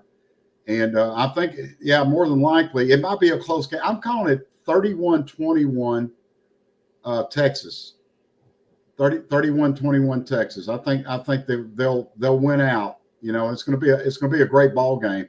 But I mean, right now it's exciting. College football is exciting. Of course, I'm an SEC guy, so I want to see somebody from the SEC, beat out the competition and get to the national championship. I mean, but actually South Carolina, Ole Miss, Alabama, I mean, are just not. They're just not at the top of their game right now. I don't think they are. I think there's going to be some struggling, and maybe our best chance is going to be either Georgia or Texas, to move on and make it to the national championship. We'll see, but it's been a great year. I'm happy. I'm happy with my Aggies, even though we went 8-4. We had a pretty good year, and we got a new first-year head coach, and we got to give that time to gel. See about next year. I'll be excited about the maroon and white game in April. We finally get our talent back out there and see who we get through the portal. We might be getting some players. We'll see how it works out. Oh, I think everyone, everyone's going to be getting some players. Yeah. The portal's going to be active, and it might even be some chaos. There might be people leaving, going to another team, good players that not staying. I mean, surprises. We're going to probably see a bunch of surprises in the portal, as players going somewhere else where you thought they might stay with that college and they go to another team. So it's going to be interesting to see. And thanks for the show, Mark. This is great. I'm going to be looking forward to getting back on, and we'll talk college football. Absolutely. Anytime, sir. Okay, buddy. Have a good night. You too. Bye-bye. All right. Let's keep it rolling here at the Voice of College Football. We got our guy, Tide Guy, showing up tonight. Hey, Mark, how are you? I am doing great. How you been? I am good. Looking at this playoffs, I kind of laugh because I said last year they should keep the playoffs at 4, maybe go to 6. If you go more than that, it's just going to water it down. But I'm okay with the 16 team because I like to watch games. So, who's numbered 11, who's number 12? I know people look down on Alabama because we've been there and, we've been there. But you look at who we beat, who we play, I think that matters. I don't think we deserve to win a national championship this year, but you moved it to 12 teams. So, I mean, that's what happens. Yeah, it's a reset. So are there the larger the field, the more disparity between who earned it and who didn't earn it as much. If Oregon goes and wins the Big Ten championship, obviously they're going to be at 13-0, and there are going to be other teams at 10-3 or 9-3 possibly in the playoffs. So Oregon earned it way more than those teams, and their ranking and the opportunity of them getting a bye doesn't even come close to justifying the difference between the two. But it's a reset then. Then all of a sudden, it doesn't matter what your record was. You got in. So now it's a new season, and who's the best team from December 20th on? Right. And I hear people say, well, Ole Miss deserves this. South Carolina deserves the, Ole Miss is a good team this year. South Carolina was a good team this year, but as far as South Carolina goes, we beat them heads up, and that does need to matter. And then you look at Ole Miss. Yeah, they beat Georgia by more than we beat Georgia because we let Georgia come back, but we beat LSU. That should matter too. And we were 3-1 against, ranked teams, which is more wins than LSU or South Carolina, Miami, or Ole Miss. Yeah. I think that, again, we just sized it up with another caller, Ole Miss versus Bama, because they thought that Ole Miss had a better, just looked better, played more consistent, which I can't argue with that. Alabama's got this Oklahoma wart. And well, Alabama is Dr. Jekyll and Mr. Hyde. Yeah. If we put out the team that played in the first quarter against Georgia, we could beat almost anybody. Sure. But then you look at the other games we played, and we can't beat anybody. I mean, there's no doubt. Yeah. Yeah. Well, if you play the game you did in the first quarter against Georgia, you would beat everyone. Right. Yeah. And I mean, but that's the problem with the first head coach, his first season, the players, getting used to his system and that. I'm just happy we went 9-3. I mean, no other first year coach at Alabama has done that well since, 1920s or 30s. I'm sorry, so I'm just happy that we get a chance to possibly play. I do believe that if SMU does lose, I think if you look at our resume against SMU's, it's the same argument as our resume against Miami. Sure. Because SMU would have only played one ranked team, and that's BYU, and they lost to the only ranked team they played. Yeah, in Clemson. And Clemson, yes. Yeah, you can't compare Alabama's wins and SMU's wins. They're not even comparable. But I mean, unfortunately, this is what a 12-team playoff is going to look like many years. You're going to have 4 teams from the Big Ten, 4 teams from the SEC, and then 4 teams that are going to fight for the other positions. Yeah. Yeah. Notre Dame many times is going to take a spot from a team that plays in a conference. And then the Big 12 and the ACC are going to hope that they have a second team that has an outstanding season and that their losses are distributed the right way, that they don't have a bunch of 8-4 teams, but they have 2 11-1 teams, let's say, play in the conference championship game, or a 12-0 play an 11-1 in the conference championship game. Right, because if you look at the ACC this year, if Florida State wasn't as bad as they were, I mean, that hurt Miami, that hurt, you need Clemson, Miami, Florida State, and let's say a Georgia Tech. You need 4 good teams to prop that ACC up to get them a second team year in and year out. Yeah, and you also have 3 teams in the ACC separated themselves: SMU, Miami, and Clemson. And Miami's Florida win wasn't anything impressive to begin with, but turned out to be a pretty good win. But SMU lost to BYU, so they lost their big non-conference game, and Clemson lost twice out of conference to the SEC. So they didn't really take care of business outside the conference. Right. And unfortunately for Clemson, though, I mean, they did play South Carolina, who was much improved this year. I mean, they are a legitimate team. And I do believe that if they would have been one of the top 12s, I think they would have had a chance to win a first round. Sure. Oh, I believe so too. But see, what that game did was, that's the kind of games we need to see. And we just kind of lucked into that one because it's a rivalry game that we actually got to see the number 12 team and the number 15 team in a season where it's not just a decent game and there's a 4-team playoff and it doesn't matter. But no, we got a 12-team playoff and we got number 12 playing number 15 as a rivalry game the last weekend of the season. So it turned out to be very meaningful, even though, ironically, the team that lost the game still has a path to go and get an automatic bid to the playoff, and the team that won the game is probably on the outside looking in. Right. And maybe with an Alabama getting in, and let's say SMU loses and we get Clemson in there by the auto bid, and let's say Alabama still jumps SMU, then that's going to show these conferences that you need to play stronger schedules. Now, Alabama didn't have the toughest schedule in the world. I mean, we do have a great strength of schedule, but we did play 3 cupcakes. But it does show you that, you do need to play tough matchups in order to help your resume. Absolutely. All right, Tide Guy. Anything else? Nope, that is all. Mark, you have a great day, and I'll see you again. Yeah, good to hear from you. Have a good night. All right, bye. All right, our buddy Tide Guy stopping by. Let's get in the Super Chat contribution here. And I would like to remind everyone that we've got Venmo, PayPal, and Cash App. That's the most effective way to contribute to the Voice of College Football. But we do appreciate the Super Chat contributions as well. So those are available.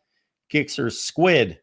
I find it funny that the highest ranked teams by conference are either new or relatively new to their respective conferences. That's a very astute comment there.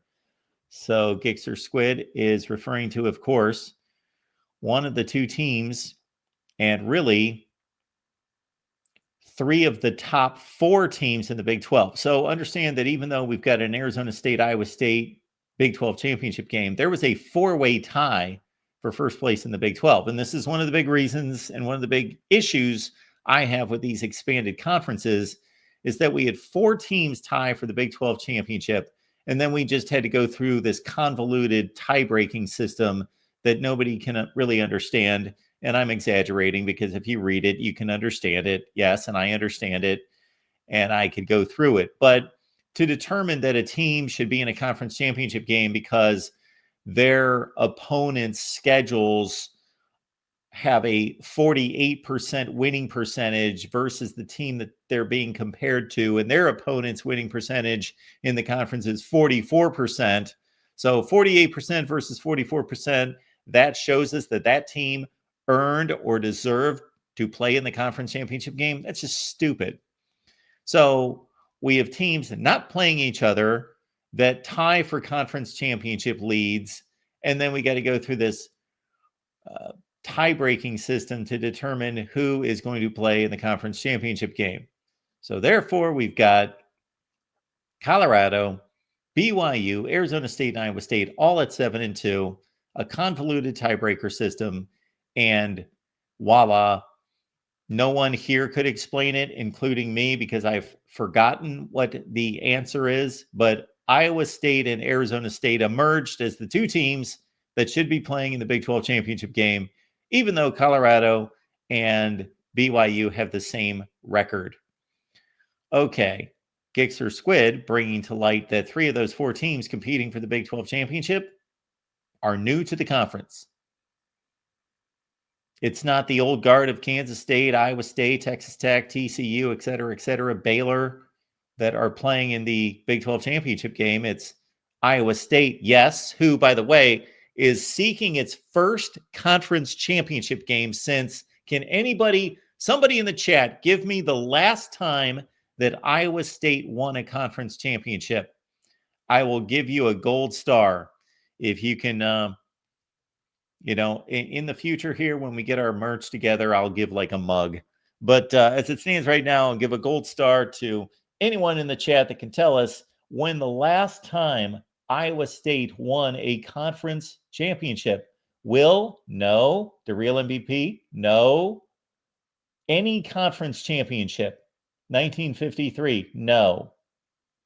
1996? No. 1996 was the first year of the Big 12, and certainly Iowa State has never won a conference championship in the Big 12 or in the Big 8 before that. I don't even know the name of the conference. I don't remember. Good guess, Sandra. Sandra, very good guess. You're getting there. Michael says never. We have said that that is not correct. 1776, the biscuit. Very nicely done. 1938. 1912. I could not tell you off the top of my head. I know that I've looked it up, obviously, what conference it was. It was not the Big 12 or the Big 8. Predated that. 1912. Iowa State has not won a conference championship since 1912. And I'm sure we could all name the starting quarterback on the team. So Gixxer, and then Gixxer is pointing out as well with the ACC that one of the 2 teams that is going to the conference championship game is SMU. Think about this. Miami entered the ACC in 2004. 2004, when Miami, coming off some of the most legendary teams in the history of college football, 2001, 2002, entered the ACC in 2004 from the Big East, that we would be sitting here 20 years later saying that Miami has never won the ACC championship. That's pathetic. 20 years in a conference as marginal as the ACC to boot, and Miami has never won a conference championship. And on top of that, SMU is going to be playing for the conference championship Saturday night in their first season. That you can't make up. Gixer coming back with this one. Yes, and he's pointing out these other ones as well that I was going to get to. But Oregon will be the favorite to beat Penn State on Saturday night and win the Big Ten in their first season in the conference. Texas in the SEC. And then, yes, SMU, Arizona State. And I brought up some of the other teams that are in the running for the Big 12 or were record-wise. All right, folks, we appreciate you being here. The Amazon links in the description section of all the videos. Please, it's shopping season, of course. It's Christmas. So when you're on Amazon, which like 80% of you are, please, I implore you to use the Amazon link that we deliver there in the description section.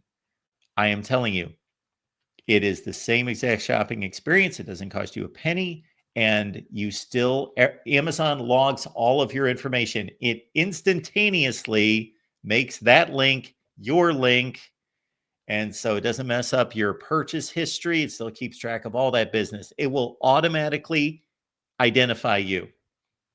The magic of technology. You can use our link, and if you click on our link, it will automatically see that it's you. I have sat next to people and had them do that, and it automatically says, bingo, it's Jim. So please use the Amazon link. Also, folks, let me get this out of the way. That's the book that's out by yours truly, Disputed National Champions. Kind of goes along with tonight's theme here. Disputed National Champions. It's a historical reset of the 1990s. No, I'm not taking any national championships away from anyone.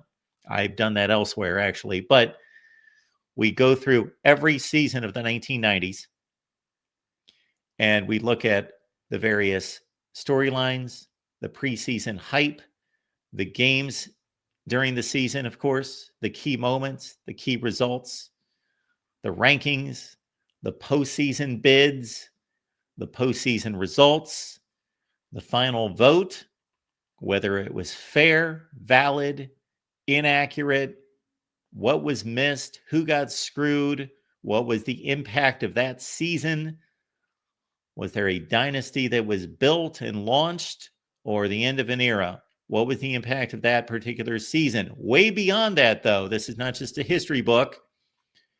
You go through each season, and we place that season, 1990, 91, 92, 93, 94, 95, 96, 97, 98, 99. Each season, we place into the BCS era, which started, of course, in 1998.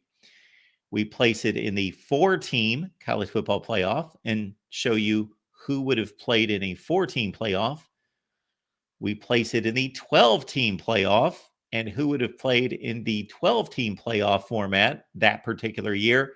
And, of course, the 14-team format has been proposed, so we thought we don't want this book to be outdated soon. So we've got a 14-team playoff for each of these seasons. Plus, we show you who would have played in conference championship games, because remember, there was not an SEC championship game until 1992, Big 12 till 1996, and there was no Big 10 championship game or a Pac-12 championship game or an ACC title game until this book covers this ground. So we tell you, this is the conference championship game for that particular year. And then also based on going forward of the current conference structure, who would have played in the conference championship games in all those seasons. So it's a fun read. it's a quick read. See, I didn't write War and Peace. It's just 100 pages. And I believe he will enjoy it. It's 101 pages. So the link is in the description section of the video as well. Disputed National Champions, or you can just go on Amazon and just look up Disputed National Champions. That makes a great gift for the college football family, the college football fan in your family or in your life. Next up here, the voice of college football, we got Michigan Man. What's up, Mark? How you doing, man? I'm good. What have you been up to? Just still relishing. But real quick, I want to ask when is the this is on me for not looking this up. When is the first round of the playoffs? December 20th and 21st. So there's a single game on Friday night, and then there's a triple header on Saturday. And then it's just 4 weeks of straight football, pretty much. Yeah. So then that's the 20th and 21st. It's a Friday night and Saturday. So those are those 4 first round games. And then when you throw the teams that got the buys into it, there's got to be 4 more teams. So those are going to be on New Year's Eve and New Year's Day. So the 31st and the 1st. And so then we're going to be down to 2 semifinal games. Those are going to be like whatever the next weekend is, like a double header on Saturday night, just like the semifinals have been. And then we got the championship game on the 20th. Okay, got you. Did you see the projected playoff bracket that they have? Somebody read it off to me. I can try to pull it up here. Yeah. I don't remember if this was they don't penalize. Do they? Maybe I'm wrong on this. Do they penalize you for losing in the championship game still? They say that they're not going to. Okay, so that's probably why they have Penn State in the 5th seed then, I'm assuming. In their projected playoff bracket. Under Ohio State. Yeah, that's what I was trying to figure out because that would make sense then because I was like, well, if they lose, they'd have 2 losses. They would have lost to the same opponent. Obviously, the Buckeyes beat Penn State. Yeah. Buckeyes beat Penn State. So you got the head-to-head plus, let's say Penn State loses by 3 touchdowns and Ohio State obviously played Oregon down to the last second of the game. There would be no comparison between, the head-to-head or the other loss. But they don't penalize for that. They're not. That's kind of, you agree with that? I don't agree with that. It's a football game. I don't either. Yeah. It's a data point. We're seeing Penn State play the toughest team. They're playing the best team that they've played this year. I would have liked to have said otherwise, but that's not the truth right now. So they're playing the best team that they've played all year. We're not going to evaluate that game. Just going to give them a pass. It's crazy because that 5th seed is a cakewalk, man. Yeah, it really is a cakewalk. And right now, I would argue Ohio State got the toughest path according to the projected playoff because it's they'd have to play Tennessee, then they'd have to play Oregon, and then probably Penn State. Yeah, that's the toughest path. We could look at them, but I'm pretty sure that's gnarly, Mark. I'm with you. I am with you. And then obviously whoever makes the championship game, but that's just before you get there. So, yeah. Okay, so here we go. I couldn't find a bracket per se, but I got the games listed here. Yeah, they got one on Twitter. I saw that they posted on ESPN. Yeah, so in this scenario, Ohio State would have to beat Tennessee, then they would have to beat Oregon, and then they would have to probably, because Penn State, I would assume, would beat Boise State and ASU, then they would have to beat Penn State to get to the championship game. Yeah, that's rough. Look at Penn State, Arizona State, Boise State. I would just lose the game on purpose, Mark. I know you don't do that, but I'm just saying, right? Yeah, because if you're Oregon, you could avoid Oregon. You're Ohio State, and you could potentially avoid Oregon, potentially. But then again, you probably don't want to play Ohio State either. So I mean, you're gonna. eventually you're going to have to Oh, play. sure. You know what I'm saying? But it's much nicer to show up against somebody in the semifinal rather than beat up after 2 games in the semifinal. Yeah, no, for sure, man. Yeah. That's we've talked about that ever since they named a 12-team playoff, and we knew what the format was going to be with the conference championship buys. That 5 seed was the place to be. They got to do something about that. Wouldn't just implementing reseeding help with a lot of this? I think exactly. That's what does college basketball do that? Is it college basketball that does that? The NBA does it now. I'm almost positive. Okay. Yeah, no, Like that would if fix the 8 that would seed fix beats the that. 1 seed in the first round, they used to have a nice path, but then they reseed it now. Okay, that is something they should implement right away, in my opinion, to help with this. Because in that scenario, I mean, in that scenario, Penn State would still play ASU, right? And then after that, they get a tougher matchup. I'm Yeah. assuming. It gets So they would still get an easy first round, but after that, at least they're not getting Boise State. Yeah. Yeah, I don't know what they would get, whoever the 4th best team in the country is.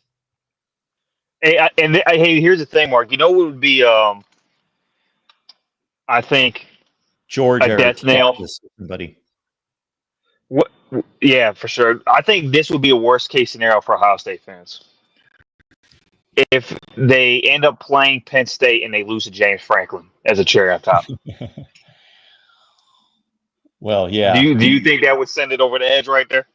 Well, I think any loss in the first 2 games is going to send it over the edge. You think even if they lose yeah, that Michigan, yeah, you're right, because there ain't no rivalry like that rivalry. When you lose it that many times, it don't take much. You're right about Not that. on Ohio State's side. You kept your guy around for 5 straight losses. Yeah, that's true, and I agree. And I agree with you. A big reason why we kept them around is because we went through those dark ages. So there's a little bit more room allowed. You know. Oh, sure. That's not the case with Ohio State when you guys have been just excellent for so long. That's the standard is higher because you have to win that. You're expected to. So I mean, I also think it's obviously the type of Michigan team you lost to as well. But Oh, sure, absolutely. And but Urban Meyer handed him a much different program than what Brady Hoke handed Jim Harbaugh. And maybe Urban Meyer comes back, Mark. Wouldn't that be something? I could see it. I could see it, man. I really could. He is a very competitive guy, man. He probably doesn't like how he left, so I can see him. And he probably doesn't want to end his career with that Jacksonville as the last memory of his football career. Yeah. Here's the last thing I'll say, man. I guess okay. I got Penn State beating Oregon. Okay. And I just want to see something different, man. I like the unexpected. All right. I'm pretty sure. How much is Oregon favored by? I think it's 3.5. Oh, that's not that bad. No, I thought it'd be higher. Let me double check. I saw 3.5 and I saw 5.5. I got to bet that's being moved up. I think the public loves Oregon and doesn't really like Penn State. I just got a feeling, man, Penn State gonna win that game for some reason. I think Oregon's really good, but I think they're susceptible. I really do. I mean, we've seen it multiple times this year against obviously Wisconsin, Boise State, and I don't know. Someone's telling me they might sneak that one out, man. I don't know. But yeah. But that's pretty much all I got. I'll end it with one statement, man. Right now, I got Georgia winning the national championship. Man. I got Kirby Smart getting his 3rd championship in 4 years. Okay, you're pretty much doing what Nick Saban did back in. Go ahead. You're not going to pull the trigger on Ryan Day running the table. I mean, how many big games you got to lose for you not to trust them, man? You know what I'm saying? Like, yeah, I just can't. Any game that got, and I hate to say it, Mark, any game that got that like air of pressure around it, like you got to win this game, man. Like you got to win it. He just comes up short. Yeah, I think the Michigan situation's different though. I think they've really white knuckled that game, but yeah, he hasn't won these playoff games other than Clemson, but they always play well. It's not like they're choking away these games. Like, I was worried about their psyche 2 years ago after Michigan ran them out of the building in the fourth quarter, and they turned around they and did good put it against together Georgia. against Georgia. But maybe the football guys just don't want you guys winning no more, man. Maybe the football guys are saying, hey, because I mean, look, some of the stuff is very unlucky. Like we really look at it, missed field goals, right? A fumble that wasn't really a fumble against Clemson. You know what I'm saying? Oh, I know. You don't have to tell me about it. Yeah, maybe the football gods are, they're saying, you know what? We sick of the continued winning in terms of like the number of wins. So when you reach that point, we just ain't going to let you get to the mountaintop. You can continue to win 11, 12 games a year, but we ain't going to let you get that cherry on top of the end. That kicker that missed 2 kicks against you guys was 14 for 14 inside 40 yards. That's what I'm saying. The only thing I could think of, and Mark, maybe you notice, maybe I don't know. If a coach is tense all week, do you think that could go throughout the whole program, like during the prep week? Sure. If the whole team that's the only thing I could think of. Absolutely. Because it's one thing to miss one, you miss 2. I don't know, man. Yeah, those were chip shots. Yeah. Meanwhile, we got the best kicker, but all right, Mark, I'm gonna let you go, man. Go Dogs. There we go. All right, we got Sean stopping by here at the Voice of College Football. Sean, what's going on?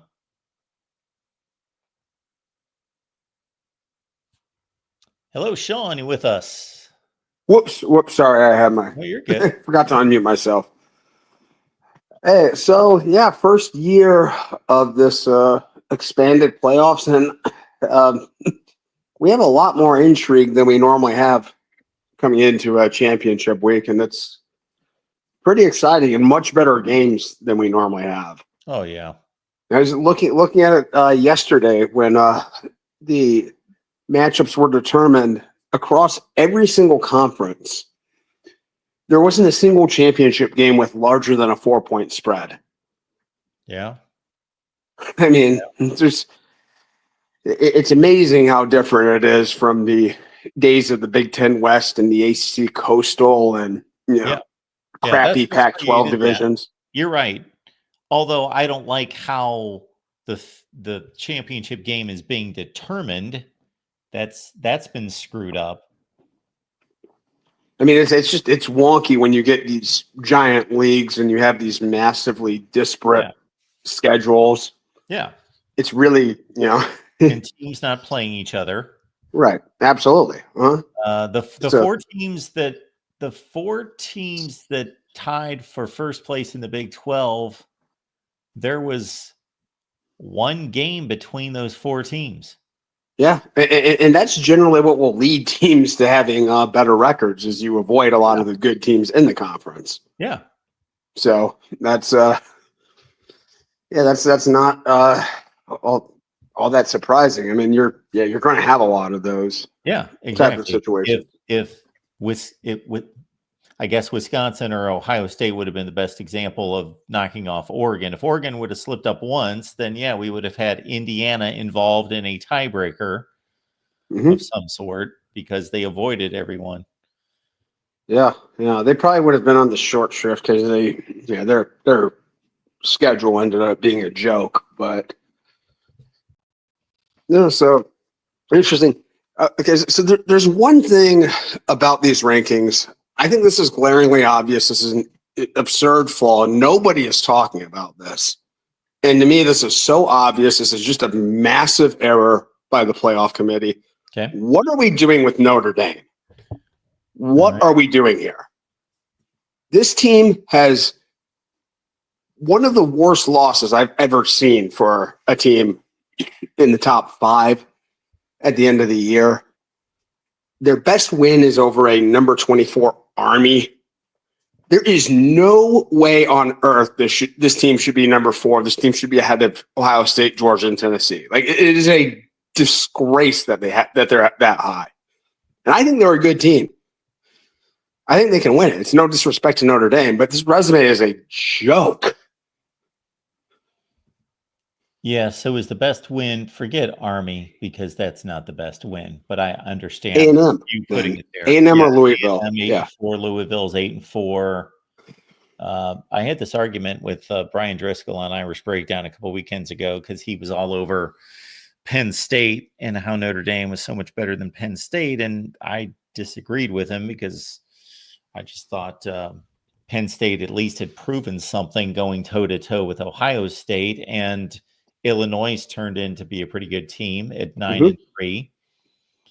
And so, yeah, I don't know what to tell you about Notre Dame. They don't they have consistently controlled these games since the loss. Yeah. I mean, like, yeah, but that loss is unbelievable. That is, it's a 7-5 MAC team. Yeah, that they it's lost. Not even the best team in the MAC. No, it's no. It's. I mean, yeah. I mean, Ohio State and Tennessee have, have sketchy losses. that loss is a joke, and I'm not even sure it cost them anything. Where would they be ranked had they won that game? 3? Yeah, it wouldn't 4? matter because they wouldn't get a top 4 seed anyway. Right.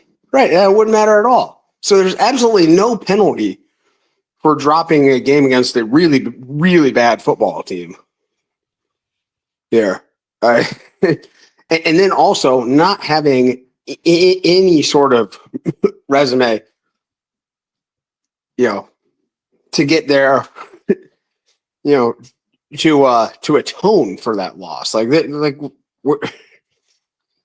So I don't know, and nobody is talking about Notre Dame. It's been amazing this year. Notre Dame, it's so easy to forget about them and sleep on them this year. I mean, yeah, because they've never played aside from Texas A&M, and that game was spotlighted. They've never played anything close to the marquee game of the week. Yep.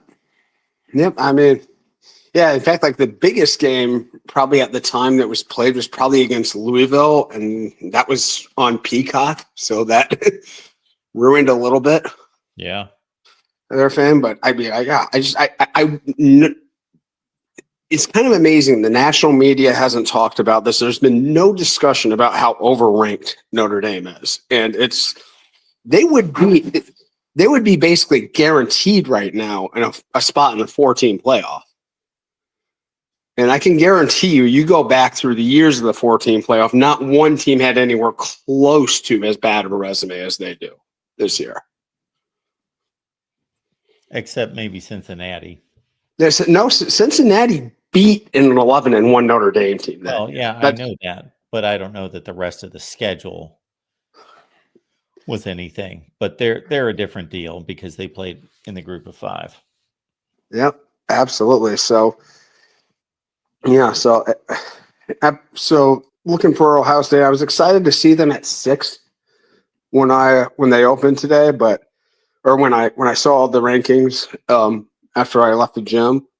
Like, okay, cool, that's where I wanted them to be, in the top 6. But then I remembered how wonky these seedings are, and I had to do kind of the alchemy of this. And I guess right now they would be put down at the 7 spot. Would that be right? I think it's the 8 spot. Or 8 spot. Oh yeah, because that's right. Notre Dame can't get a top 4 spot. Another sour sore spot with me, but yeah. So this is, I mean, so if Notre Dame gets the 5 spot, they're going to have the prime position in this field. So let's see. You would have Boise at the 3, Arizona State at the 4, then, right? Yeah. So that would, or SMU, somebody. yeah. Oh, SMU, yeah, for sure. But so I guess is Miami in line to get a bid here, or is that wrong? Because it looks like the AC okay, the Big 12 is not represented here, so that would push Exactly. Alabama. Yeah, they're not going to make it. Yeah, because they just can't get any help. So yeah, you got to jettison the Big 12 winner into this field, and they knock out Miami, and you can't imagine if SMU gets knocked out that they're going to supplant SMU with Miami, having not played a game. No, not at all. How about SMU? Do they get in with a loss here? I don't know. We've been banting that one around. Yeah. The comparison is going to be SMU against Bama, and SMU certainly doesn't have those crappy losses that Bama does, but they don't have wins against Georgia, South Carolina, and LSU. They don't have anything close to that. They would against Clemson. That's an okay win. But Clemson just got done losing to another SEC team. Yep. Clemson lost to 2 of the teams that Alabama beat. Yeah, I remember a lot was made of SMU coming into the year because their schedule going into the season was perceived as the worst in the Power 4. And it's all based on last year's results. So yeah, and in a sense, it got even worse from the top end, at least, because I know when I looked at it, they had to get past Louisville and FSU to start the conference season, and obviously Florida State turned out to be a completely different team. Yeah. So one of the 2 major teams that they were going to have to play turned out to be a joke. So really, once they beat Louisville, man, they cruised from there. Yeah. It would be an interesting, that might be a very interesting debate between SMU and Alabama. Oh, yeah. If they get in, because, that Bama performance against Oklahoma is just a big black eye for them. Yeah. So, and then, they said they're not going to punish teams for losing this weekend, right? So is that what I heard you say to the last caller? That's what the committee says. Okay. I don't know how you don't do that, but well, I don't think you should commit yourself to a position like that. Yeah, it should be more nuanced than that. I understand the philosophy because we've all looked at it and trying to take years past results and put them into this format to say, what would happen to these conference championship losers? And then you see situations where, man, they got screwed and they got screwed and they got screwed for having to play the best team in the country. So yeah, that had to be taken into consideration that if Penn State was number 10 right now and they were playing Oregon, yeah, you take into consideration, wow, you're forcing them to play an extra game and they've got to play the best team in the country. But you don't just completely dismiss it like, oh, well, we're going to award the team that won the game. So that counts. That half of the game counts, but not even evaluate the performance of the team that lost the game. That's stupid. Oh yeah, absolutely. Because for sure. It makes even less sense in light of what we were talking about earlier. Is that it gets so hard to even put these teams in these championship games. Yeah. It's, with the way these conferences are set up, Ohio State, 2 wins over teams that are going to be in the playoffs. If Penn State wins, it'll be 0, and they'll have a head-to-head loss. I don't know how you could justify having Penn State ahead of Ohio State in that scenario. Yeah, let's say Penn State loses by 2 scores. We're not going to go crazy and say they lost 50-0, but they lost a 2-score game.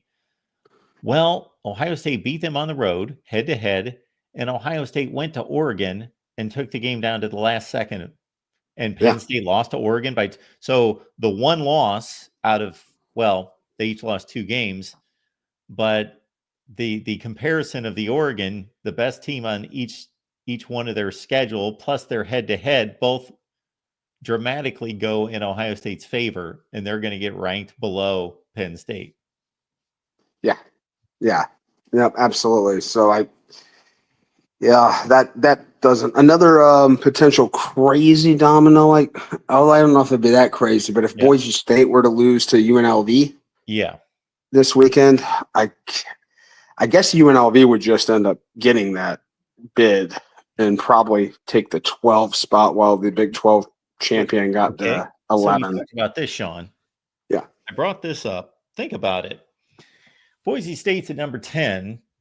So is Arizona State or Iowa State the winner of the Big 12, or Clemson as a 17th ranked team, and those Big 12 teams are 15 and 16? How can the committee justify vaulting them 6, 7, 8 spots over Boise State when they've got UNLV ranked number 20 in the country? Oh, I don't think they can. I don't think they can. I mean, that's going to be. I mean, if they do, I think they will have just made an error in sorting this out. And then on the other hand, this argument could be made either way, and the committee's going to do whatever they want, and they can justify it because it's not clear cut. UNLV's the number 20 team, and they beat number 10. And let's say Iowa State 16 and they beat 15. Is that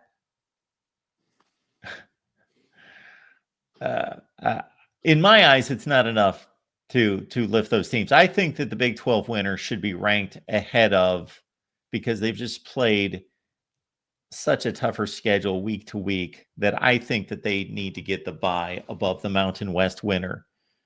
You think that regardless, even with Boise State, their only loss being on a walk-off field goal against the number 1 team in the country, and then mostly being dominant the rest of the season? Have they really been that dominant? Pretty much. They've had like 1 or 2 games that have been close into the fourth quarter, but I don't think they've had like a nail biter anywhere. Not a nail biter, but they played some fairly marginal football against some bad teams. Yeah. Like I can't really respect their schedule against Power 5 schedule. Well, I mean, like all of those other teams you're mentioning have some pretty marginal football games as well. Clemson got him. Yeah. But they played 9 legitimate games and then a 10th out of conference. And I don't know what Boise State's really played. 2 teams, 3 teams. Yeah. I mean, I don't know. I think if you're putting them this far ahead of those teams based on their body of work to this point in the season, I don't think that extra data point should be enough if Boise takes care of business. Oh, I don't. I agree. That's a considerable gap between those 2 teams. I agree with you. It's not justified at this stage, but I don't have Boise State number 10 in the country. That's for sure. Yes. Yeah. All right, here. All right. Well, thank you, Mark. That's about all I had, and I don't know. Let's get this conversation on Notre Dame because this is a joke. I mean, like nobody is talking about this year. So you're right.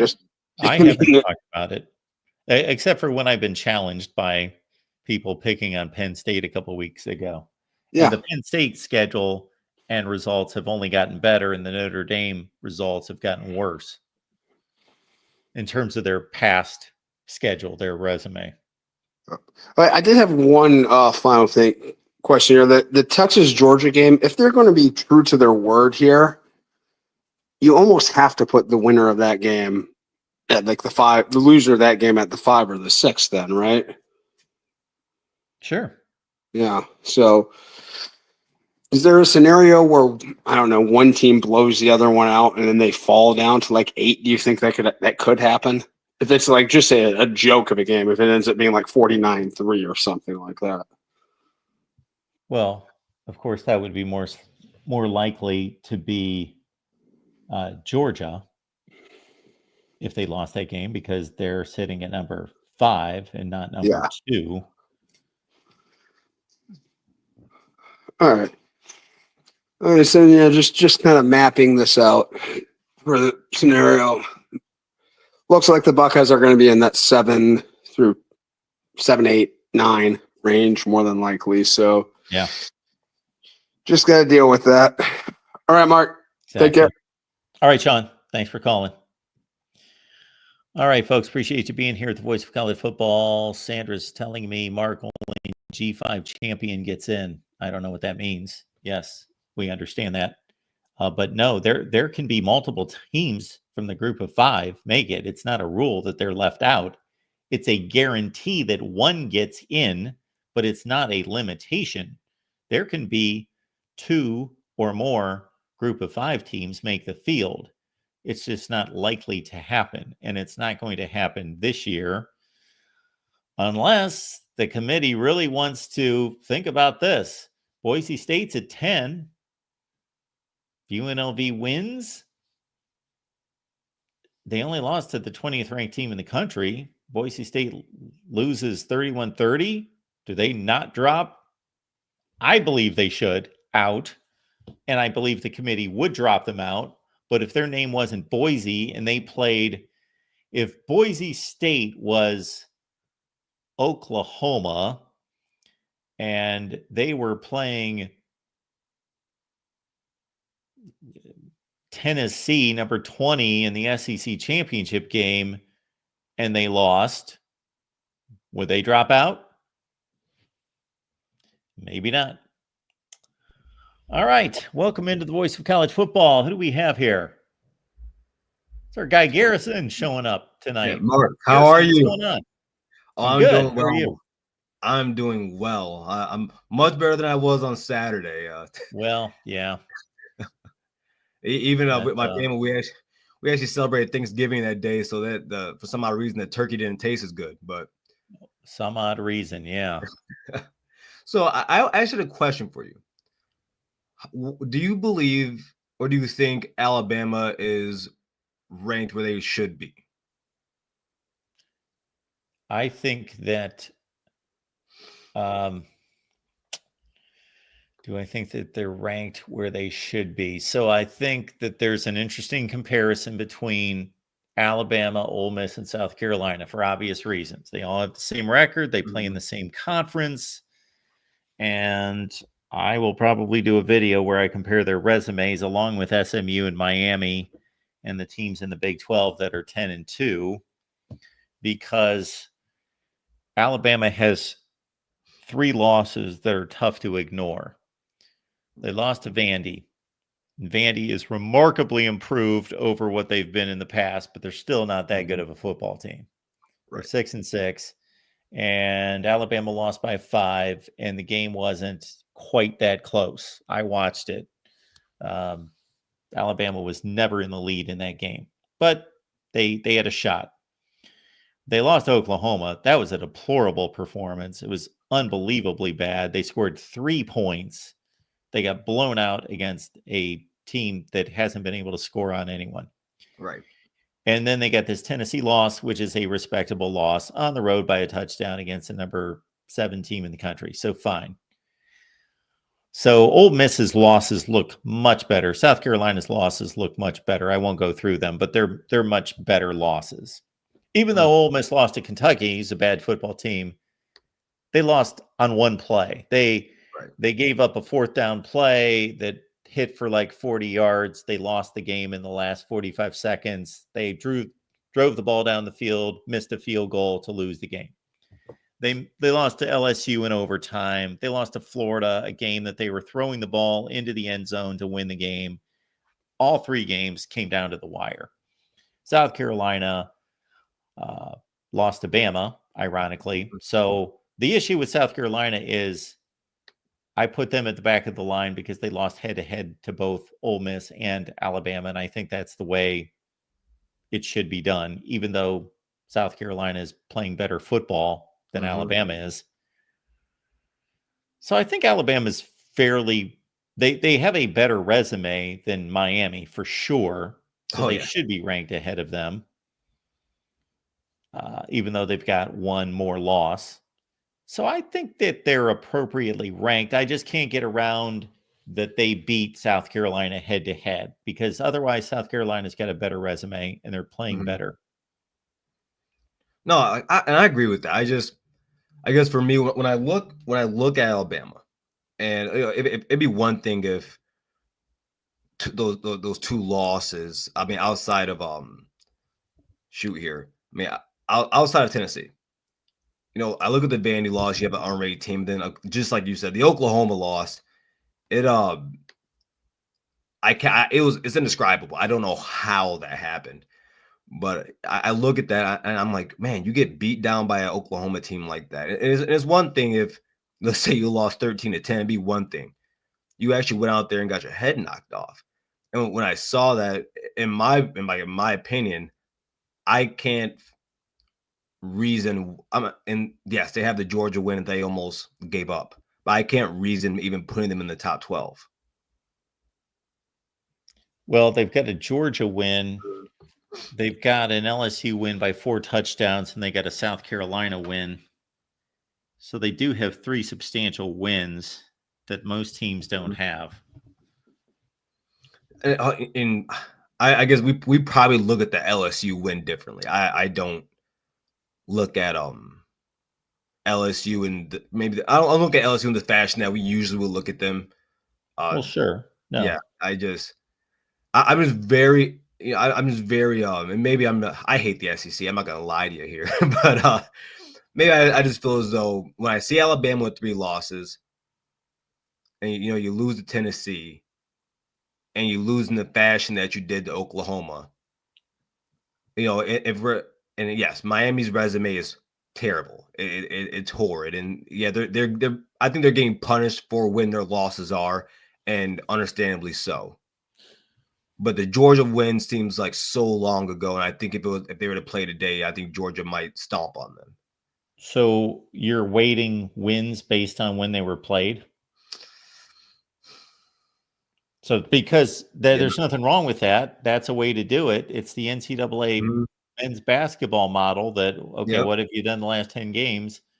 But if that's the case, then we need to introduce a metric that weights the games, and your September week 1 games only worth this much. And then the next week's worth a little more and a little more and a little more. And there's a recency bias, and you have an adjusted win-loss record based on that.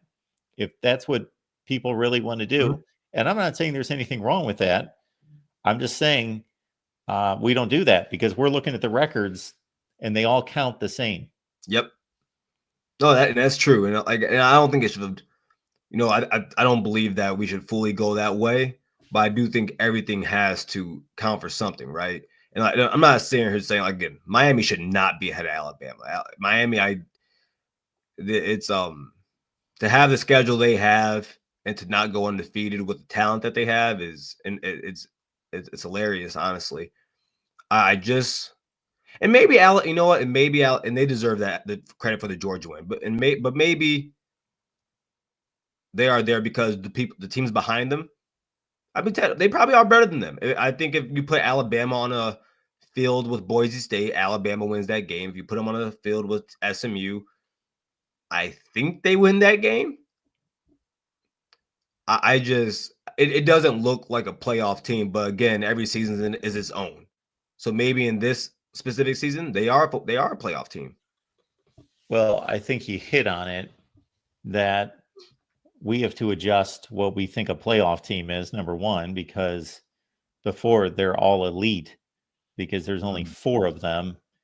And if somebody snuck in that wasn't elite, it had to be done. They earned it, but we knew that they weren't elite and they got blown out usually. But now we've got to readjust to 9-3 teams making the playoffs. We may not have any, but we'll probably have one. And again, every time I release my rankings or I kind of make a prediction, I have the last 2 weeks because people seem to like it, make a prediction on what the rankings are going to be from the committee. Yeah, people start to pick on these teams that are 10, 11, 12, 13. But my point is, okay, who are you elevating? Look at these teams in the Big 12. Look at I know that they've got a 1-game better record than Bama. Yeah. But my goodness, they've lost to Kansas and Texas Tech, and they haven't beaten anyone that's really that good. Anybody, Arizona State's best win is against Kansas State, 8-4. I don't see them anywhere in the rankings. Mm-hmm. Iowa State's best wins against Iowa. They're 8-4. They're an okay team. Tough. That's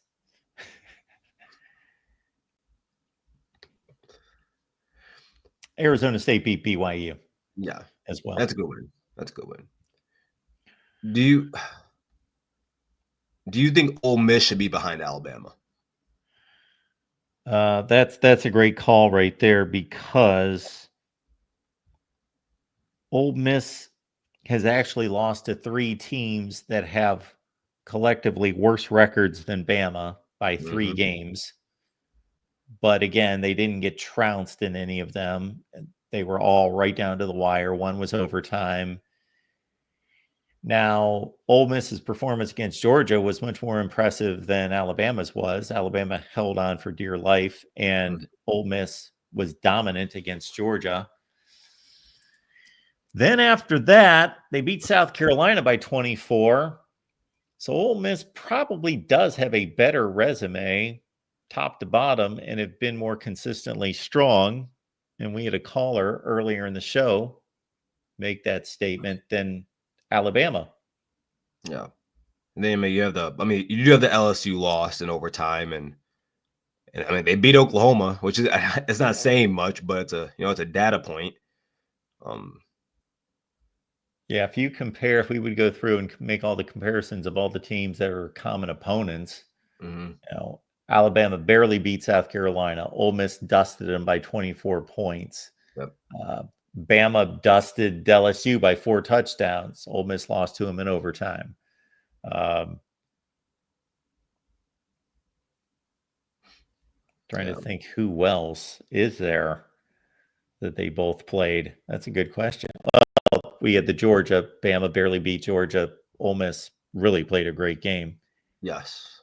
Against Georgia. I think that might be it. Yeah. That might be it. Auburn. I'm going through the whole conference. I can't come up with anybody else that they both played. Yeah, I'm looking at it right here. I think you got it. You hit them all. Yeah, you did. So, I mean. So, based on that, I think Alabama's wins are slightly stronger, but Ole Miss's losses are so much better played. Yeah. It's crazy to say that, isn't it? Yeah. Yeah. Oh man. Yep. All right, Margaret. That was my own question. I was really, really curious about the Alabama ranking. I was wondering where you stood on that. But thank you for bringing me up here, and you have a good rest of your show. Appreciate it, Garrison. And by the way, we want to make sure that everyone's aware of where they can find you and your shows throughout the week on the Ohio State channel. Yes, you can actually find me on Ohio State Primetime on the Voice of College Football with my co-host Ryan Stano. We are on Mondays at 8 o'clock and Thursdays at 8 o'clock for our call-in show. I actually did a live today for the Urban Meyer news that came out. That real fun time with a lot of in the comments with that. And then tomorrow, actually, Ryan Stano will be on covering Ohio State's side of National Signing Day or Early Signing Day. And we will be back Thursday for the call-in show. So listen to that, folks. The Ohio State channel, it's right here in the Voice of College Football. You guys should all be connected. And Garrison and Ryan get together every Monday and Thursday night. And they've also got National Signing Day covered on Wednesday night. Good stuff. Garrison, appreciate you stopping by. Of course. Thank you. Have a good night. You too.